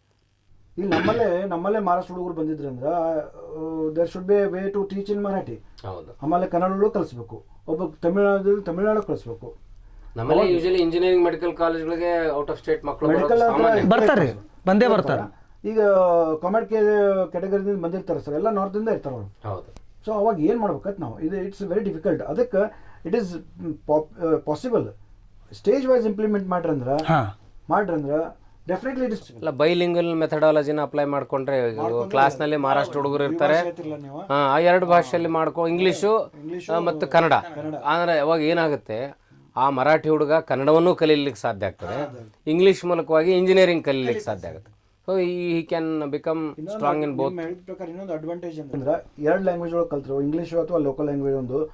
So he's communication skill for the outside world also stands good. ಹೌದು. ಈಗೇನಾಗುತ್ತೆ, ನಾವು ಹೊರಗೆ ಹೋದ್ನಿ, ಕನ್ನಡದಾಗ ಮಾತಾಡೋಕ್ಕಾಗಿಲ್ಲ, ಅಲ್ಲಿ other people will not understand. ಆಮೇಲೆ ಇನ್ನೊಂದು ಅಡ್ವಾಂಟೇಜ್ ನಮ್ಮದು ಕನ್ನಡ ಲ್ಯಾಂಗ್ವೇಜ್ ಕಲ್ತ್ರಂದ್ರೆ, ಈಗ ಹುಡುಗ ಕಲಿಯೋತ್ನಾಗ ಕ್ಲಾಸ್ ರೂಮ್ನಾಗ ನಾವು ಅವ್ರಿಗೆ ಏನು ಕೇಳ್ತಿರ್ತೀವಿ ಅಂದರೆ, ಕಲಿಸೋದ್ನಾಗ ನಿನಗೆ ತಿಳಿತಿಲ್ಪ ಅಂತ ಕೇಳ್ತಿರ್ತೀವಿ ನಾವು. ವೆದರ್ ಡೂ ಯು ಅಂಡರ್ಸ್ಟ್ಯಾಂಡ್ ಅಂತ ಕೇಳ್ತಿರ್ತೀವಿ ಇಂಗ್ಲೀಷ್ನಾಗ. ಯೂಶ್ವಲಿ ಯಾವ ಹುಡುಗರು ನಮ್ಗೆ ಡೌಟ್ಸ್ ಕೇಳಂಗಿಲ್ಲ. ಯಾಕೆ ಕೇಳಂಗಿಲ್ಲ? ಇದೊಂದು ನಾವು ನಮ್ಗೊಳಗೆ ಕ್ವಶನ್ ಕೇಳಬೇಕು. ಯಾಕೆ ಕೇಳಂಗಿಲ್ಲ ಅಂದ್ರೆ ಅವ್ಗೆ ಕೆಪಬಲ್ ಇಲ್ಲ ಕೇಳಕ್ಕೆ, ಅವ್ನ ಭಾಷೆನ ಬರಂಗಿಲ್ಲ ಕೇಳಕ್ಕೆ. ಅವ್ನಿಗೆ ಮೇನ್ ಅಂದ್ರೆ ನಾ ಹೆಂಗೆ ಕೇಳಿಪ ಅನ್ನೋ ಅಂಜಿಕೆಯಿಂದ ಕೇಳಂಗಿಲ್ಲ ಅಷ್ಟೇ ರೀ, ಆದ್ರೆ ಡೌಟ್ ಅದ ಒಳಗೆ. ಡೌಟ್ ಅದ. ಆಮೇಲೆ ನಮ್ಮ ಸ್ಟಾಫ್ ರೂಮ್ ಬಂದು ಕೇಳ್ತಾನ, ಸರಿ ತಿಳಿಲಿಲ್ರಿ ಅಂತೇಳಿ ಕನ್ನಡದಾಗ. ಹಾ, ಸೊ ಹಿಂಗೆ ಅಲ್ಲಿ ನಿಂತು ಕೇಳ್ಬೇಕಾದ್ರೆ ಇಂಗ್ಲೀಷ್ನಾಗ ಕೇಳ್ಬೇಕಲ್ಲ ಸರ್. ಅದಕ್ಕೆ ಫಿಯರ್ ಇರುತ್ತೆ ಅವ್ರಿಗೆ. ಆ ಫಿಯರ್ ನಮ್ಮ ಲೋಕಲ್ ಲ್ಯಾಂಗ್ವೇಜ್ನ ಕಲಿಸಿದ್ವಿ ಅಂದ್ರೆ ಇರಂಗಿಲ್ಲ. ಅದರಿಂದ ಏನಾಗುತ್ತೆ ಅಂದರೆ ಅಲ್ಲಿದಲ್ಲೇ ಡೌಟ್ ಕ್ಲಿಯರ್ ಆಗುತ್ತೆ, ಅಂಡರ್ಸ್ಟ್ಯಾಂಡಿಂಗ್ ಅಥವಾ ನಮ್ಮ ಲರ್ನಿಂಗ್ ಅಂತೀವಲ್ಲ ನಾವು, ತಿಳುವಳಿಕೆ ಹೆಚ್ಚಾಗತ್ತೆ ಸರ್. ಸರ್ ಅಲ್ಲಿ ನೀವು ಕ್ಲಾಸ್ನಲ್ಲಿ ಹೇಳ್ಬೋದಲ್ಲ, if your questions are there you are welcome in Kannada language ಅಂತ ಒಂದು ಮಾತು ಹೇಳಿ ಎನ್ಕರೇಜ್ ಮಾಡ್ಬೋದು ಸರ್. ಅದು ಇನ್ಫೀರಿಯಾರಿಟಿ ಕಾಂಪ್ಲೆಕ್ಸ್ ಒಂದಿದೆ ಸರ್. ಹಂಗೆ ಹೇಳಿದ್ರೆ ಅವ್ನು ಕೇಳಲ್ಲ. ಈಗ some students are speaking in English and ಒಬ್ರು ಯಾವ ಕನ್ನಡ ಮಾತಾಡ್ತಾನ, ಉಳ್ಕಿದ ಹುಡುಗರು ಅವನು ಇನ್ಫೀರಿಯರ್ ಅಂತ ನೋಡು ಇದನ್ನ ಚೇಂಜ್ ಆಗುತ್ತೆ, ದೃಷ್ಟಿ ಬದಲಾವಣೆ. ಅದಕ್ಕೆ they are not taking that step. ಈಗ ಡೌಟ್ಸ್ ಕೇಳ್ರನ್ನ ಆ್ಯಕ್ಚುಲಿ ಕ್ಲಾಸ್ ರೂಮ್ ಯಾವ್ದು ಹೇಳಿದ್ರು, two way communication should be there. Teacher and student communication should happen. Usually ಇದರಿಂದ ಯಾಕೆ ಭಾಷೆದಿಂದನ ಟೂ ವೇ ಕಮ್ಯುನಿಕೇಶನ್ ಅಷ್ಟು ಇಫೆಕ್ಟಿವ್ ಆಗಂಗಿಲ್ಲ ಅನ್ಸುತ್ತೆ ನಾನು. ಈ ಟೀಚರ್ ಸ್ಟೂಡೆಂಟ್ ಸ್ಟ್ರೆಂಗ್ತ್ ಇದು ರಿಲೇಷನ್ ಚಲೋ ಆಗ್ಬೇಕಂದ್ರೆ ನಾ ಯಾವಾಗ ಕ್ಲಾಸ್ನಾಗ ಕನ್ನಡದೊಳಗೆ ಅವ್ರ ಜೋಡಿ ಇಂಟ್ರಾಕ್ಷನ್ ಮಾಡೀನಿ, ಅವಾಗ ಅವ್ರಿಗೆ ಭಾಳ ಲಘು ತಿಳಿದದು. ಈಗ ನಾ ಎನ್ವೈರ್ಮೆಂಟಲ್ ಸಬ್ಜೆಕ್ಟ್ ಕಲಿಸ್ತಾ ಇರಬೇಕಾದ್ರೆ ಕೆಲವೊಂದು ಡ್ರೈನೇಜ್ ಬಗ್ಗೆ ಇವನ ಬಗ್ಗೆ ಎಲ್ಲ ಹೇಳ್ತಿರ್ತೀವಿ ರೀ, ಅವ್ರಿಗೆ ಇಂಗ್ಲೀಷ್ನಾಗ ಹೇಳ್ಕೊತ ಹೋಗ್ತೀವಿ.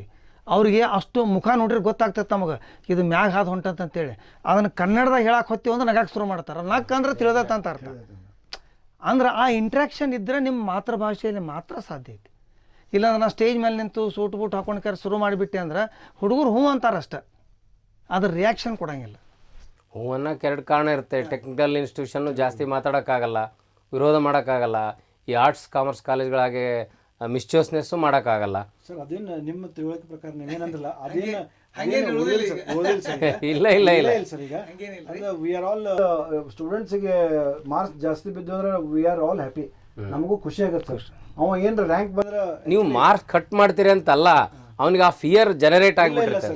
ಪ್ರೊಫೆಷನಲ್ ಕಾಲೇಜ್ಗಳಲ್ಲಿ ಆ ಫಿಯರ್ ಜನರೇಟ್ ಆಗಿರುತ್ತೆ. ಅದು ತಪ್ಪು ತಿಳುವಳಿಕೆ ಸರ್, ಯಾರಿಗೂ ಇಲ್ಲ ಸರ್ ಫಿಯರ್. ಈಗ ಯಾಕಂದ್ರೆ ವಿ ಎನ್ಕರೇಜ್ ಸ್ಟೂಡೆಂಟ್ಸ್. ಈಗ ಆ್ಯಕ್ಚುಲಿ ನಾವು ಒಂದು ರ್ಯಾಂಕ್ ಬಂದರೆ ಅವ್ನು ಪೇಡೆ ನನ್ನ ಮೈನ್ ತಂದು ಕೊಡ್ತಾನಲ್ಲ ಸ್ವೀಟು, ಅದಕ್ಕಿಂತ ಖುಷಿ ನಮಗೆ ಹೆಚ್ಚಾಗಿರುತ್ತೆ. ಖರೆ. ಬಟ್ ಏನಂದ್ರೆ ಸರ್, ಫ್ರೆಂಡ್ಲಿ ಅಪ್ರೋಚ್ ಹೇಳಿದೆ ನಾನು. ಈಗ ಹುಡುಗ ಪ್ರಶ್ನೆ ಕೇಳದೇ ಇರುವಂಥ ವಾತಾವರಣ ಇರಲಿಕ್ಕಾಗಲಿ, ಅಥವಾ to self protection of the teacher is also. ಒಬ್ಬ ಟೀಚರ್ ತನ್ನಂತಾನ, ನಾನು ಆ್ಯಸ್ ಎ ಟೀಚರ್ ಹೇಳ್ತೀನಿ, ಈಗ ನಾನು ಅವನಿಗೆ ಕನ್ನಡದಲ್ಲಿ ಹೇಳಿದರೆ ಅಥವಾ ತಿಳಿಯೋಂಗೆ ಹೇಳಿದ್ರೆ ಪ್ರಶ್ನೆಗಳನ್ನು ಕೇಳ್ಬೋದು, ಜಾಸ್ತಿ ಲೆಂಗ್ದಿ ಪ್ರೊಸೆಸ್ ಆಗುತ್ತೆ ಅನ್ನೋ ಕಾರಣಕ್ಕೆ ಒಂದೊಂದ್ಸಲ ನಾವೇನು ಮಾಡ್ತೀವಿ, ಬಂದದ್ದನ್ನು ಎಕ್ಸ್ಪ್ರೆಸ್ ಮಾಡಿ ಬಂದುಬಿಡ್ತೇವೆ. ಅವನು ಅದಕ್ಕೆ ಸರಿಯಾಗಿ ಕಮ್ಯುನಿಕೇಟ್ ಆದಾಗ ಪ್ರಶ್ನೆ ಕೇಳುವಂಥ ಪ್ರಶ್ನೆ ಬರೋಂಗಿಲ್ಲ. ಆದರೆ ಅಲ್ಲಿ ಟೀಚಿಂಗ್ ಮೆಥಡಾಲಜಿಗೂ ಕೂಡ ತರಬೇತಿ ಬೇಕಾಗ್ತದೆ ಸರ್. ಸೆಕೆಂಡ್ ಸ್ಟೆಪ್ ಏನು, ಭಾಷೆ ಆದಮೇಲೆ ಈ to understand the psychology of the students, ಅದು ಕೂಡ ಮಹತ್ವದ್ದಾಗ್ತದೆ. ಕಲಿಸುವುದೊಂದು ಕಲೆ ಸರ್. ಕಲಿಸೋ ವಿಧಾನವನ್ನು ಕಲಿಸೋ ವಿಧಾನವನ್ನು ಶಿಕ್ಷಕರಿಗೆ ಕಲಿಸದೆ ಹೋದಾಗ ಈ ಫಿಯರ್ ಅನ್ನೋದು ಶಿಕ್ಷಕರಲ್ಲೂ ಉಳಿತದೆ. ಆ ಪಾಯಿಂಟಿಗೆ ಹೇಳಿದೆ ಸರ್ ನಾನು. ಯಾವುದಾದ್ರೂ ಒಬ್ಬ ಮನುಷ್ಯ ತನ್ನ ರಕ್ಷಣೆಗೆ ಒಂದು ವೆಪನ್ನನ್ನು ಇಟ್ಕೊಳ್ತಾನೆ. ಆ ವೆಪನ್ ಇರಬಾರ್ದು ಅಂತಂದರೆ ಆ ಬ್ಯಾರಿಕೇಡ್ ಇಲ್ದಂಗೆ ವ್ಯವಸ್ಥೆ ಭಾಳ ಕ್ಲಾಸ್ ರೂಮ್ ಕಲ್ಚರ್ ಮುಕ್ತವಾಗಿರಬೇಕಾಗಿತ್ತಂದರೆ ಇಬ್ಬರು ಎಕ್ಸ್ಪರ್ಟ್ ಇರಬೇಕು. ಆ ಎಕ್ಸ್ಪರ್ಟೈಸನ್ನು ತರಬೇತಿಗಳ ಮೂಲಕವಾಗಿ ಪ್ರಶ್ನೆ ಕೇಳ್ತಾರಂತ ಟೀಚರ್ಸ್ ಯಾವತ್ತೂ ಅನ್ಸಬಾರ್ದು ರೀ. ಯಾಕೆ ಅವ್ರು ಪ್ರಶ್ನೆ ಕೇಳಿದ್ಮೇಲೆ ನಾವು ಭಾಳ ಕಲ್ಕೊಂಡಿವಿ. ನಾವು ಗ್ರ್ಯಾಜುಯೇಷನ್ ಮುಗಿಸಿ ಪೋಸ್ಟ್ ಎಲ್ಲ ಮಾಡಿದ್ಮೇಲೆ ನಾವು ಅಲ್ಲಿ ಕಲ್ತಿದ್ದಕ್ಕಿಂತ ಅವರು ಕ್ಲಾಸ್ ರೂಮ್ನಾಗ ಹೋಗಿ ಅವ್ರಿಗೆ ಕಲಿಸಿದ್ದ ಅಲ್ಲ, ಆ ಮುಕ್ತತೆ ಬೇಕಲ್ಲ ಸರ್, ಹಂಗೆ ಹೇಳುವಂಥ ಓಪನ್ನೆಸ್ ಬೇಕಲ್ಲ. ನಮಗೆ ಇಮಿಡಿಯೇಟ್ಲಿ ಆನ್ಸರ್ ಕೊಡೋಕ್ಕಾಗಿಲ್ಲ. ನಾನು ಹಂಗೆ ಕಲಿತೆ ಅನ್ನೋದು ಓಪನ್ನೆಸ್ ಇದ್ದಾಗ ಶಿಕ್ಷಕನೂ ಬೆಳಿತಾನೆ. ಅವ್ನು ಕೇಳಿದ್ರಿಂದ ನನಗೆ ಅವಮಾನ ಆಯಿತು ಅಂತ ತಿಳ್ಕೊಂಡ್ರೆ ಶಿಕ್ಷಕ ಬೆಳೆಯೋದಿಲ್ಲ ಸರ್. ಇಲ್ಲಿ ಇಂಜಿನಿಯರಿಂಗ್ ಕಾಲೇಜುಗಳಿಗೆ 2 ಸವಾಲುಗಳದಾವೆ. ನೀವು ಕರಿಕ್ಯುಲಮನ್ನು, ತಂತ್ರಜ್ಞಾನವನ್ನು ಮಕ್ಕಳಿಗೆ ಕನ್ವೆ ಮಾಡೋದು ಒಂದು, ಮತ್ತು ಇಲ್ಲಿ ಶಿಕ್ಷಣ ಕ್ಷೇತ್ರದ ಸವಾಲುಗಳನ್ನು ಅಂದರೆ ಟೀಚಿಂಗ್ ಚಾಲೆಂಜಸ್ಸನ್ನು ಸ್ವೀಕಾರ ಮಾಡೋದು. ಇಂಡಸ್ಟ್ರಿಗೆ ಕೆಲಸ ಮಾಡೋರಿಗೆ ಏನು ಸರ್, ಸಬ್ಜೆಕ್ಟ್ನಲ್ಲಿ ಎಕ್ಸ್ಪರ್ಟ್ ಇದ್ದರೆ ಸಾಕು, ಅವನಿಗೆ ಕಮ್ಯುನಿಕೇಷನ್ ಬೇಕಾಗಿಲ್ಲ. ಆದರೆ ಇಂಜಿನಿಯರಿಂಗ್ ಕಾಲೇಜ್ನಲ್ಲಿ ಕೆಲಸ ಮಾಡೋವಂಥವ್ರಿಗೆ ಕರಿಕ್ಯುಲಮ್ ನಾಲೆಜೂ ಇರಬೇಕು, ಕಮ್ಯುನಿಕೇಷನ್ ಸ್ಕಿಲ್ಲು ಇರಬೇಕು. ಹಾಗಾಗಿ ಅಂಥ ಸಮರ್ಥ ವಾತಾವರಣವನ್ನು ರೂಪಿಸಲಿಕ್ಕೆ ಏನು ಕ್ರಮ ತೊಗೋಬೋದು sir to make him a perfect teacher? Sir it's very easy sir, because ಈಗ ನಮ್ಮ ಕಾಲೇಜ್ನಲ್ಲಿ ಇರುವಂಥ ಶಿಕ್ಷಕರೆಲ್ಲ 10 ವರ್ಷ ಎಕ್ಸ್ಪೀರಿಯನ್ಸ್ ಮೇಲ್ಪಟ್ಟ ಅದಾರ. ಬಿಲೋ 5 ಇಯರ್ಸು ಇದ್ದವ್ರು ಅದಾರ. AICTE ರಿಕಗ್ನೈಸ್ ಮಾಡ್ಯಾರ ಸರ್. ಯಾರಾದರೂ 5 ವರ್ಷ ಬಿಲೋ ಇದ್ರಂದ್ರೆ they will be given training. Teachers training ಕೊಡತ್ತಾರೆ ಸರ್ ಅವರೇ. AICTE has come forward. Teachers ಈಗೆಲ್ಲ ಆನ್ಲೈನ್ ಚಾಲೂ ಆಗಿದೆ ರೀ. ಚಾಲೂ ಆಗ್ಯಾವ ಮತ್ತು ಅವರು ಕಂಪಲ್ಸರಿ ರಿಜಿಸ್ಟರ್ ಮಾಡಿಸ್ಲೇಬೇಕು. ಈಗ ಏನಾಗಿದೆ sir, as earlier also you said, ನೀವು ಮೊದಲು ಹೇಳಿದ್ರಲ್ಲ, ಇಂಜಿನಿಯರಿಂಗ್ ಕಾಲೇಜ್ನ ಎಸ್ಪೆಷಲಿ ಈಗ ಅದರ್ ಕಾಲೇಜಸ್ ಒಳಗೆ BEd ಅದಾವ, MEd ಅದಾವ. ಅದು they have taken training for education. ಇಲ್ಲಿ ನಮ್ಮಲ್ಲಿ ಏನಾಗುತ್ತೆ, BE MTech they are not the courses for teachers. They are the technical courses, but they are not train teachers. ಈಗ ಏನಾಗುತ್ತೆ, ನೀವು ಹೇಳಿದ correct, we have to train our self. ನಾವೇ train ಮಾಡ್ಕೋಬೇಕು. ನಾವು ಸೆಲ್ಫ್ ಇಂಟ್ರೆಸ್ಟ್ ಕ್ರಿಯೇಟ್ ಮಾಡ್ಕೋಬೇಕು. ಒಮ್ಮೆ ಒಬ್ಬರು ನಮ್ಮ ಟೀಚರ್ ಹೇಳಿದ್ರು, ಯಾವಾಗ ನೀವು ಕ್ಲಾಸ್ ರೂಮ್ನಲ್ಲಿ ಹೋಗ್ತಿರಲ್ಲ, ನಿಮ್ಮ ಎಗೋ ಒಂದು ಇದ್ದಿದ್ದು ಒಂದು ಎಲ್ಲರೇ ಬಾಕ್ಸ್ನಾಗ ಇಟ್ಟು ಹೋಗ್ಬಿಡ್ರಿ, ಒಳಗೆ ಎಂಟ್ರ್ ಆಗ್ರಿ. ಎಗೋ ಇದ್ದದ್ದು ಹೊರಗೆ ಇಟ್ಬಿಟ್ಟು ಒಳಗೆ ಎಂಟ್ರ್ ಆಗ್ರಿ. You will become a good teacher. ಅದೇ ಕಾರಣಕ್ಕೆ ಹೇಳಿದೆ ಸರ್ ನಾನು, ನಿಮ್ಮ ಪ್ರಾಕ್ಟಿಕಲ್ ಇಂಟರ್ನಲ್ ಅನ್ನೋದು ದುರ್ಬಲ ಶಿಕ್ಷಕನ ವೆಪನ್ ಆಗಬಾರ್ದು ಅಂತ. What I said earlier was that point. ನಾನು ಹೇಳಿದ ಉದ್ದೇಶ ಏನಂದ್ರೆ ನಾಟ್ ಟು ಇನ್ಸಲ್ಟ್, ಬಟ್ ಏನಂದ್ರೆ ಒಬ್ಬ ಪುವರ್ ಶಿಕ್ಷಕನಿಗೆ ಅದು ವೆಪನ್ ಆಗಬಾರ್ದು. ಹುಡುಗರಿಗೆ ಕೆಲಸದೊಳಗೆ ಆಸಕ್ತಿ ಹೆಂಗೆ ಬರುವಂಗೆ ಮಾಡಿ ಅವನ ಕಡೆಯಿಂದ ಪ್ರಾಕ್ಟಿಕಲ್ ಕೆಲಸ ಮಾಡಿಸಿ ಖುಷಿಯಿಂದ ಮಾರಿಸ್ಕೊಡ್ರಿ. ಇದು ನನಗೂ ಖುಷಿ ತರ್ತದೆ, ಅವನಿಗೂ ಖುಷಿ ತರ್ತದೆ. ಇದಕ್ಕೆಲ್ಲ ಒಂದು ಸೊಲ್ಯೂಷನ್ ಇದೆ sir. I have found one solution. ಅದೇನು ನಾವು ಮೆಂಟ್ರಿಂಗ್ ಹಚ್ಚಿವಲ್ಲ ಸರ್. ಹೌದು, ಮೆಂಟ್ರಿಂಗ್ ಹಚ್ಚಿವಲ್ಲ, that's a very good solution for all the problems of education. ಈಗ ನಾವು ಒಂದು ಹುಡುಗನ ಹೆಸರಿಟ್ಟು ಕರೆದಿರೋದ್ರೆ he will come very close to us. Mentoring and counselling. Mentoring and counselling sir. ಈಗೇನಾಗುತ್ತೆ, ಮೆಂಟ್ರಿಂಗ್ ಇದರಿಂದ ಸೊಲ್ಯೂಷನ್ ಏನಂದ್ರೆ ಅವ್ನಿಗೇನು ತಿಳಿಬಲ್ದು. ನಾವು ಮೆಂಟ್ರಿಂಗ್ ಅಂದ್ರೆ ಏನೈತಿ, ನಾವು ಅವ್ನಿಗೇನು ಪ್ರಾಬ್ಲಮ್ ಅದಾವ ನೋಡ್ರಪ್ಪ ಅಷ್ಟೇ ಆಯ್ತು. ಅಂದರೆ ಡಾಕ್ಯುಮೆಂಟೇಷನ್ ಆಗೈತೆ ಸರ್. ಯೂಶ್ವಲಿ NBA ಬರುತ್ತೆ ಅಥವಾ AICTE ಅವ್ರು ಕೇಳ್ತಾರೆ, ಇಟ್ಸ್ ಆಲ್ ಡಾಕ್ಯುಮೆಂಟೇಷನ್ ಬಿಟ್ಟು ಹೋಗ್ಬೇಕು ನಾವು. We have to cross all the documentation things. ನಾವು ಒಳ್ಳೆ ಚೆನ್ನಾಗಿ ಮಾತಾಡಿದ್ವಿ ಒಂದು ಹುಡುಗರಿಗೆ, ಏನು ತಿಳಿದಿಲ್ಲಪ್ಪ ನಿನಗೆ, ಏನು ಪ್ರಾಬ್ಲಮ್ಸ್ ಅದಾವ, ಏನು ತಿಳಿದಿಲ್ಲ ಅಂದ್ರೆ ಹೇಳೋಣ, ಐ ವಿಲ್ ಹೆಲ್ಪ್ ಯು. ಅಥವಾ ಮತ್ತೊಬ್ಬ ಟೀಚರ್ದಿಂದ ಹೆಲ್ಪ್ ಮಾಡಿಸ್ನು. ಅಥವಾ ನಿನಗೆ ಸ್ಕಿಲ್ ಒಳಗೆ ಏನಾರ ಪ್ರಾಬ್ಲಮ್ ಐತನ, ಯಾವುದೇ ಪ್ರಾಬ್ಲಮ್, ಅಥವಾ ಅಕಾಡೆಮಿಕ್ ಇರಲಿ ಅಥವಾ ಪ್ರಾಕ್ಟಿಕಲ್ ಪ್ರಾಬ್ಲಮ್ ಇರಲಿ, ಏನೇ ಪ್ರಾಬ್ಲಮ್ ಇದ್ದರೂ, if a teacher goes very near to the student and solve it, ಅವಾಗ ಏನಾಗುತ್ತೆ ಅಂದ್ರೆ he will get so much confidence. ಸ್ಟೂಡೆಂಟ್ಗೆ ಎಷ್ಟು ಕಾನ್ಫಿಡೆನ್ಸ್ ಬರುತ್ತಲ್ಲ, ಏನೇ ಪ್ರಾಬ್ಲಮ್ ಬಂದರೂ ನಾನು ಲೈಫ್ನಾಗ ಫೇಸ್ ಮಾಡ್ತೀನಿ ಅನ್ನೋದು, ಚಾಲೆಂಜ್ ಫೇಸ್ ಮಾಡ್ತೀನಿ ಅನ್ನೋದು ಒಂದು ಕಾನ್ಫಿಡೆನ್ಸ್ ಬಿಲ್ಡಪ್ ಆಗುತ್ತೆ. ಮತ್ತು ಸ್ಟೂಡೆಂಟ್ಸಿಗೆ ಏನು ಭಾವನೆ ಬರ್ಬೇಕು ರೀ, ನನ್ನ ಮೆಂಟರ್, ನನ್ನ ಟೀಚರ್ ಇಲ್ಲಿ ನನ್ನ ಗಾರ್ಡಿಯನ್ಪ ಅನ್ನುವಂಥದ್ದು ಅವ್ರಿಗೆ ಆಗ್ಬೇಕು. ಯುರೋಪ್ನಲ್ಲಿ ಆ ಸಿಸ್ಟಮ್ ಇದೆ. ಯುರೋಪ್ನಲ್ಲಿ ಆ ಮೆಂಟ್ರಿಂಗ್ ಸಿಸ್ಟಮ್ ತುಂಬ ಸ್ಟ್ರಾಂಗ್ ಇದೆ. ನಮ್ಮಲ್ಲಿ ಮೆಂಟ್ರಿಂಗ್ ಸಿಸ್ಟಮ್ ಎಜುಕೇಷನಲ್ಲಿ ಬರ್ತಾನೇ ಇಲ್ಲ. ಅದ್ರ ಬಗ್ಗೆ ತುಂಬ ಚರ್ಚೆನೂ ನಡೀತಾ ಇದೆ. AICTE UGC ಲೆವೆಲ್ನಲ್ಲಿ ನಡೀತಾ ಇದೆ, ಬಟ್ ಇಂಪ್ಲಿಮೆಂಟ್ ಲೆವೆಲ್ನಲ್ಲಿ ಅದಿಲ್ಲ ಸರ್. ಇಂಪ್ಲಿಮೆಂಟ್ ಲೆವೆಲ್ ಇದೆ ಸರ್. NBA ಕೇಳ್ತಾರ, NAAC ಒಳಗೂ ಕೇಳ್ತಾರ. They are asking only documents. ಇದು ನಾ ಹೇಳಿದ್ನಲ್ಲ ಸರ್, ಹೃದಯದಿಂದ ಬರ್ಬೇಕಷ್ಟೇ. ಎಕ್ಸಾಕ್ಟ್ಲಿ. ಇದು ನಾನು ಒಬ್ಬ ಟೀಚರ್ ಆಗಿ, ಒಬ್ಬ ಮೆಂಟರ್ ಆಗಿ, I have to openly interact with the student. It is a challenge of principals also. ಇವರು ಪ್ರಾಚಾರ್ಯ ಇದ್ದೀರಿ, ಇಂಪ್ಲಿಮೆಂಟ್ ಪಾರ್ಟ್ ನಲ್ಲಿ you can take it seriously. ಇನ್ನೊಂದು ಮೆಥಡಾಲಜಿ ಇದೆ sir. As a teacher I am telling you, ಯಾರು class room ಕಲ್ಚರ್ನಲ್ಲಿ ಅಷ್ಟು strong ಇರೋಂಗಿಲ್ಲ, ನಾಲೆಜ್ ವೈಸ್ ಸ್ಟ್ರಾಂಗ್ ಇರ್ತಾರೆ, ಆದರೆ ಕಮ್ಯುನಿಕೇಷನ್ ವೈಸ್ ಯಾರು ವೀಕ್ ಇರ್ತಾರೆ, they can become good mentors. ಆ ನಿರ್ಣಯವನ್ನು ಆಯಾ ವಿಭಾಗದ ಮುಖ್ಯಸ್ಥರು, head of the departments and head of the institution should decide. ಆ ಥರ ಕೆಟಗರೈಸ್ ಮಾಡಿ ನೀವು ಮೆಂಟರ್ ಮಾಡಿದ್ರು ತಪ್ಪಲ್ಲ. But he should be given the role of mentor. ಅವರು teacher is a part of mentor, mentor is a good teacher ಅನ್ನೋಂಥ ವಾತಾವರಣವನ್ನು create ಮಾಡಬೇಕು. ಹಾಗೆ ಈ ನ್ಯೂ ಎಜುಕೇಷನ್ ಪಾಲಿಸಿ ಅನೇಕ ಸವಾಲುಗಳನ್ನು ಒಡ್ತದೆ, ಅನೇಕ ಬದಲಾವಣೆಗಳಿಗೆ ಕಾರಣ ಆಗ್ತದೆ ಅನ್ನೋದು ನಮ್ಮ ಚರ್ಚೆಯ ಮೂಲಕ ಗೊತ್ತಾಯಿತು. ಮತ್ತು ಪ್ರಾಕ್ಟಿಕಲ್ ಆಗಿರುವಂಥ ಡಿಫಿಕಲ್ಟೀಸ್ ಕೂಡ ನಮ್ಮ ವಾಹಿನಿ ಮೂಲಕ ಶಿಕ್ಷಣ ಸಂಸ್ಥೆಗಳಿಗೆ ತಲುಪಿಸುವಂಥ ಕೆಲಸ ಆಗಬೇಕು. ಅದಕ್ಕಿಂತ ಭಾಳ ಮುಖ್ಯ ಅಂದರೆ ಸರ್, ನಾವು ವಿಶ್ವವಿದ್ಯಾಲಯಗಳಿಗೆ, ನಮ್ಮ ಸುಪ್ರಿಯರ್ ಬಾಡಿಗಳಿಗೆ ಹೆದರಿ ಅವ್ರು ಹೇಳುವ ನಿಯಮಗಳನ್ನು ಒಪ್ಪಿಕೊಳ್ಳುವಂಥ ಮನಸ್ಥಿತಿ ಮತ್ತು ಮುಕ್ತವಾಗಿ ಚರ್ಚೆ ಮಾಡುವಂಥ ಧೈರ್ಯವನ್ನು ಕ್ರಿಯೇಟ್ ಮಾಡ್ಕೋಬೇಕಂತ ನನಗನ್ನಿಸ್ತದೆ. ನಿಮಗೇನು ಅನಿಸ್ತದೆ sir? Whenever time comes. Exactly, you are 100% correct sir. ಯಾಕಂದರೆ ಯಾವ್ಯಾವ ಪ್ಲ್ಯಾಟ್ಫಾರ್ಮ್ ಒಳಗೆ ಏನೇನು ಹೇಳಬೇಕು ನಾವೆಲ್ಲ ಹೇಳ್ತೀವಿ ಸರ್. ಆದ್ರೂ ಬಿಕಾಸ್ ಆಫ್ ದೇರ್ ಲಿಮಿಟೇಷನ್ಸು ಏನೋ ಎಲ್ಲ ಇಂಪ್ಲಿಮೆಂಟ್ ಆಗೋಕ್ಕೆ ಸಾಧ್ಯ ಇಲ್ಲ. ಸೊ ಅದಕ್ಕೆ ನಾವು ಅಫಿಲಿಯೇಟೆಡ್ ಸಿಸ್ಟಮ್ ಒಳಗೆ ಎಸ್ಪೆಷಲಿ ಈಗ ಅಟೋನಮಸ್ ಒಳಗೆ ಕಾಲೇಜ್ ಒಳಗೆ there is academic flexibility, there is too much academic flexibility, they can implement that. But ನಾವು ಅಫಿಲಿಯೇಟೆಡ್ ಸಿಸ್ಟಮ್, ನಮ್ಮ ಇಬ್ಬರು ಕಾಲೇಜ್ ಅಫಿಲಿಯೇಟೆಡ್ ಸಿಸ್ಟಮ್ ಒಳಗೆ ಬರುತ್ತೆ ಸರ್. ಅವಾಗ we have to abide by the rules and regulations of the university. But at the same time university has not asked, ನಮಗೇನು ಹೇಳಿಲ್ಲ ಅವರು ಇದನ್ನು ಕಲಿಸ್ಬೇಡಪ್ಪ, ಇದನ್ನು ಕಲಿಸ್ಬೇಡ. Minimum syllabus they have described. ಇದನ್ನು ಬಿಟ್ಟು ಬೇಕಾದ ಕಲಿಸ್ಬೋದು. Minimum, this is for exam. It is a challenge of again principal implement it. Sir ಈಗ ಏನಾಗುತ್ತೆ, ಅದು ಹುಡುಗರದು ಒಂದು ಏನು ಹೇಳ್ತೀನಿ ಸರ್, ನಮ್ಮಲ್ಲಿ ಒಂದು ಸಿಸ್ಟಮ್ ಏನು ಡೆವಲಪ್ ಆಗೈತೆ ಅಂದ್ರೆ, ಇದೇನು ಸಿಲೆಬಸ್ ಐತಲ್ಲ ಸರ್, ದೇ ವಿಲ್ ಜಸ್ಟ್ ಬಹ್ಯಾಟ್ ಅದನ್ನ ಬಹ್ಯಾಟ್ ಮಾಡಿ they just produce it in the exam. As soon as the exam is over they just ಅದು ಮೊದಲು ನೋಡ್ರಿ, ಎಕ್ಸಾಮು ಬರೀ ಮಾರ್ಕ್ಸ್ ಸಲ ಹೊಂಟೇವು ಅನ್ನೋದು ಈ ತಲೆ ಒಳಗಿಂದ ಹೋಗ್ಬೇಕು. ಇದು ಭಾಳ ಮುಖ್ಯ. ಭಾಳಷ್ಟು ಹುಡುಗರು ಸರ್ ಆ ಚಾಪ್ಟರ್ ಓದಿರಿ ಇದು ಕ್ವಶನ್ ಬರ್ತೈತಿ, ಈ ಚಾಪ್ಟರ್ ಓದೊಂದು ಸಿಲೆಕ್ಟ್ ಮಾಡ್ಕೊಂಡಿರ್ತಾರೆ. ಅವ್ರಿಗೆ ಸಿಲೆಕ್ಟ್ ಮಾಡ್ಕೊಂಡು ಫುಲ್ ಸ್ಕೋರ್ ಮಾಡ್ಲಿಕ್ಕೆ ಏನು ಬೇಕೋ ಅಷ್ಟೇ ಓದ್ತಾರೆ. 10 ವರ್ಷದ ಕ್ವಶನ್ ಪೇಪರ್ ರೆಫರ್ ಮಾಡಿ ಭಾಳ ಅದು ಮಾತೇ ಇದೆ ಅಲ್ಲ ಸರ್.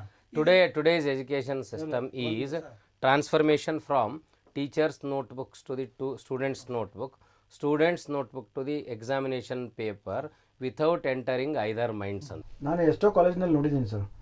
ಒಂದು ಹುಡುಗ 7 CGPA ಅಥವಾ 8 CGPA ಆದವ ಎಷ್ಟೋ 20 ಲಕ್ಷದ ಆಫರ್ ತೊಗೊಂಡಿದ್ದಾನೆ ಸರ್.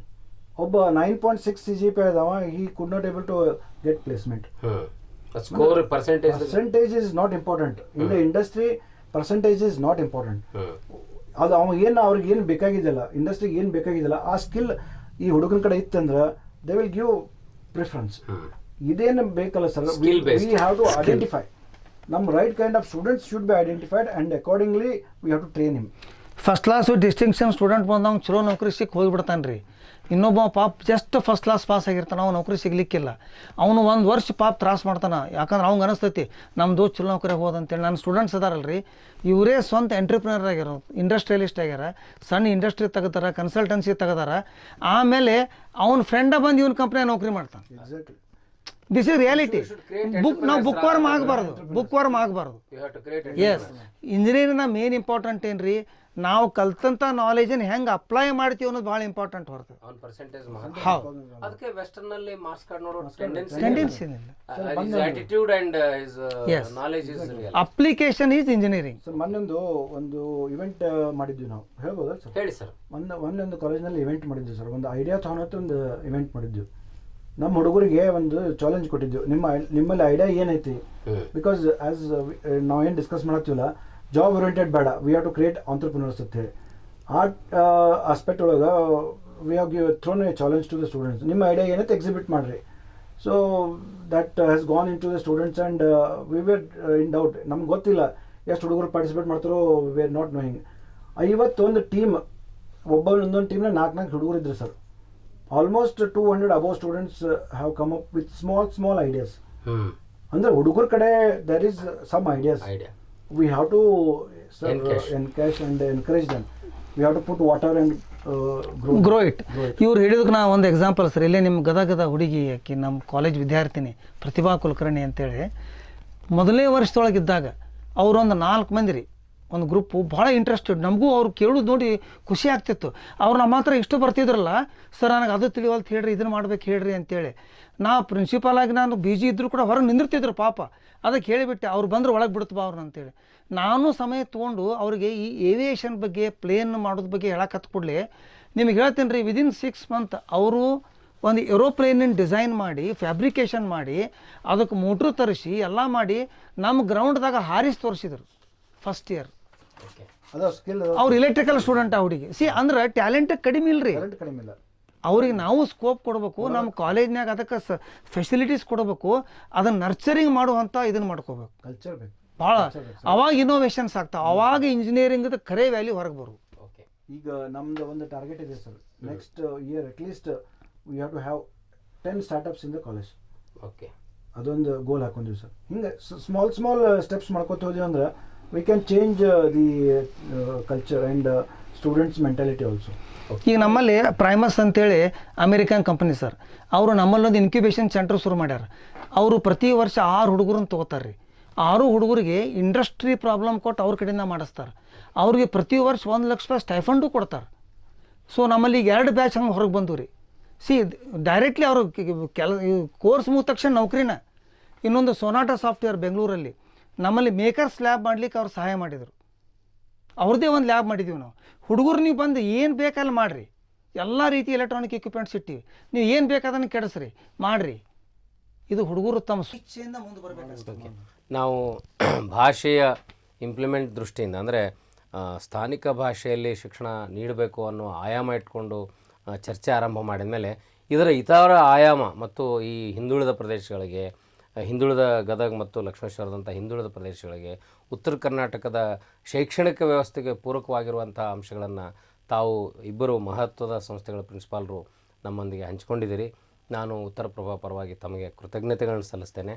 ಅಷ್ಟೇ ಅಲ್ಲ ಸರ್, ಇನ್ನು ಬರೋ ದಿನಗಳಲ್ಲಿ ಹೀಗೆ ಒಂದೊಂದು ಪರ್ಟಿಕ್ಯುಲರ್ ಆಗಿರುವಂಥ ಟಾಪಿಕನ್ನು ತೊಗೊಂಡು, ಇನೋವೇಟಿವ್ ಥಾಟ್ಸನ್ನು ತೊಗೊಂಡು ನೀವು ನಿಮ್ಮ ಪ್ರಾಧ್ಯಾಪಕರ ಜೊತೆ ಶೇರ್ ಮಾಡಿಕೊಂಡ್ರೆ, ನಾವು ನಮ್ಮ ವಾಹಿನಿ ಮೂಲಕ ಯೂಟ್ಯೂಬ್ ಮಾಡಿ ಟೆಕ್ನಿಕಲ್ ರಿಚ್ ಕ್ವಾಲಿಟಿ ಆಗಿರುವಂಥ ಯೂಟ್ಯೂಬ್ ಮಾಡಿ ಅವನ್ನ ಕೊಟ್ಟರೆ, ನೀವು ನಿಮ್ಮ ವಿದ್ಯಾರ್ಥಿಗಳನ್ನ ಶೇರ್ ಮಾಡೋದ್ರ ಮೂಲಕವಾಗಿ ಒಂದು ಅವೇರ್ನೆಸ್ ಕ್ರಿಯೇಟ್ ಮಾಡಲಿಕ್ಕೆ, ಆ ಶೈಕ್ಷಣಿಕ ವಾತಾವರಣ ಕ್ರಿಯೇಟ್ ಮಾಡಲಿಕ್ಕೆ ನಾವೆಲ್ಲ ಶ್ರಮಿಸೋಣ ಅಂತ ಹಾರೈಸ್ತೇನೆ.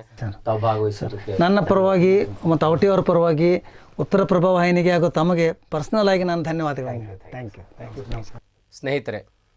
ಉತ್ತರ ಪ್ರಭಾ ವಾಹಿನಿಗೆ ಆಗಮಿಸಿ ಇವತ್ತು ಸರ್ಕಾರ ತೆಗೆದುಕೊಂಡಿರುವ ನಿಲುವಿನ ಪರ ವಿರೋಧ ಅಭಿಪ್ರಾಯಗಳು ಇದ್ದಾಗೂ ಕೂಡ ಬಹಳಷ್ಟು ಸಕಾರಾತ್ಮಕ ಅಂಶಗಳನ್ನು ಇಬ್ಬರು ಪ್ರಾಚಾರ್ಯರು ನಮ್ಮೊಂದಿಗೆ, ಪ್ರಾಚಾರ್ಯ ಔಟೆಯವರು ಮತ್ತು ಪ್ರಾಚಾರ್ಯ ಹಂಪಣ್ಣವರು ಹಂಚಿಕೊಂಡದ್ದು ನಿಜವಾಗ್ಲೂ ಇದು ಉತ್ಸಾಹದಾಯಿ ವಾತಾವರಣ. ಯಾಕಂದರೆ ಇದನ್ನು ಬಹಳಷ್ಟು ಜನ ಹೊಸ ನೀತಿಗಳನ್ನು ನೆಗೆಟಿವ್ ಆಗಿ ತೊಗೊಳ್ತಾ ಇರ್ತಾರೆ.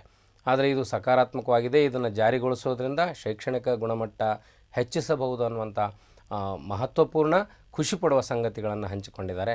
ನಾನು ಅವರನ್ನು ಉತ್ತರ ಪ್ರಭಾ ವಾಹಿನಿಯ ಪರವಾಗಿ ಅಭಿನಂದಿಸ್ತೇನೆ. ಉತ್ತರ ಪ್ರಭಾ ಇದು ಪ್ರತಿಮನದ ಪೈರು. ಧನ್ಯವಾದಗಳು.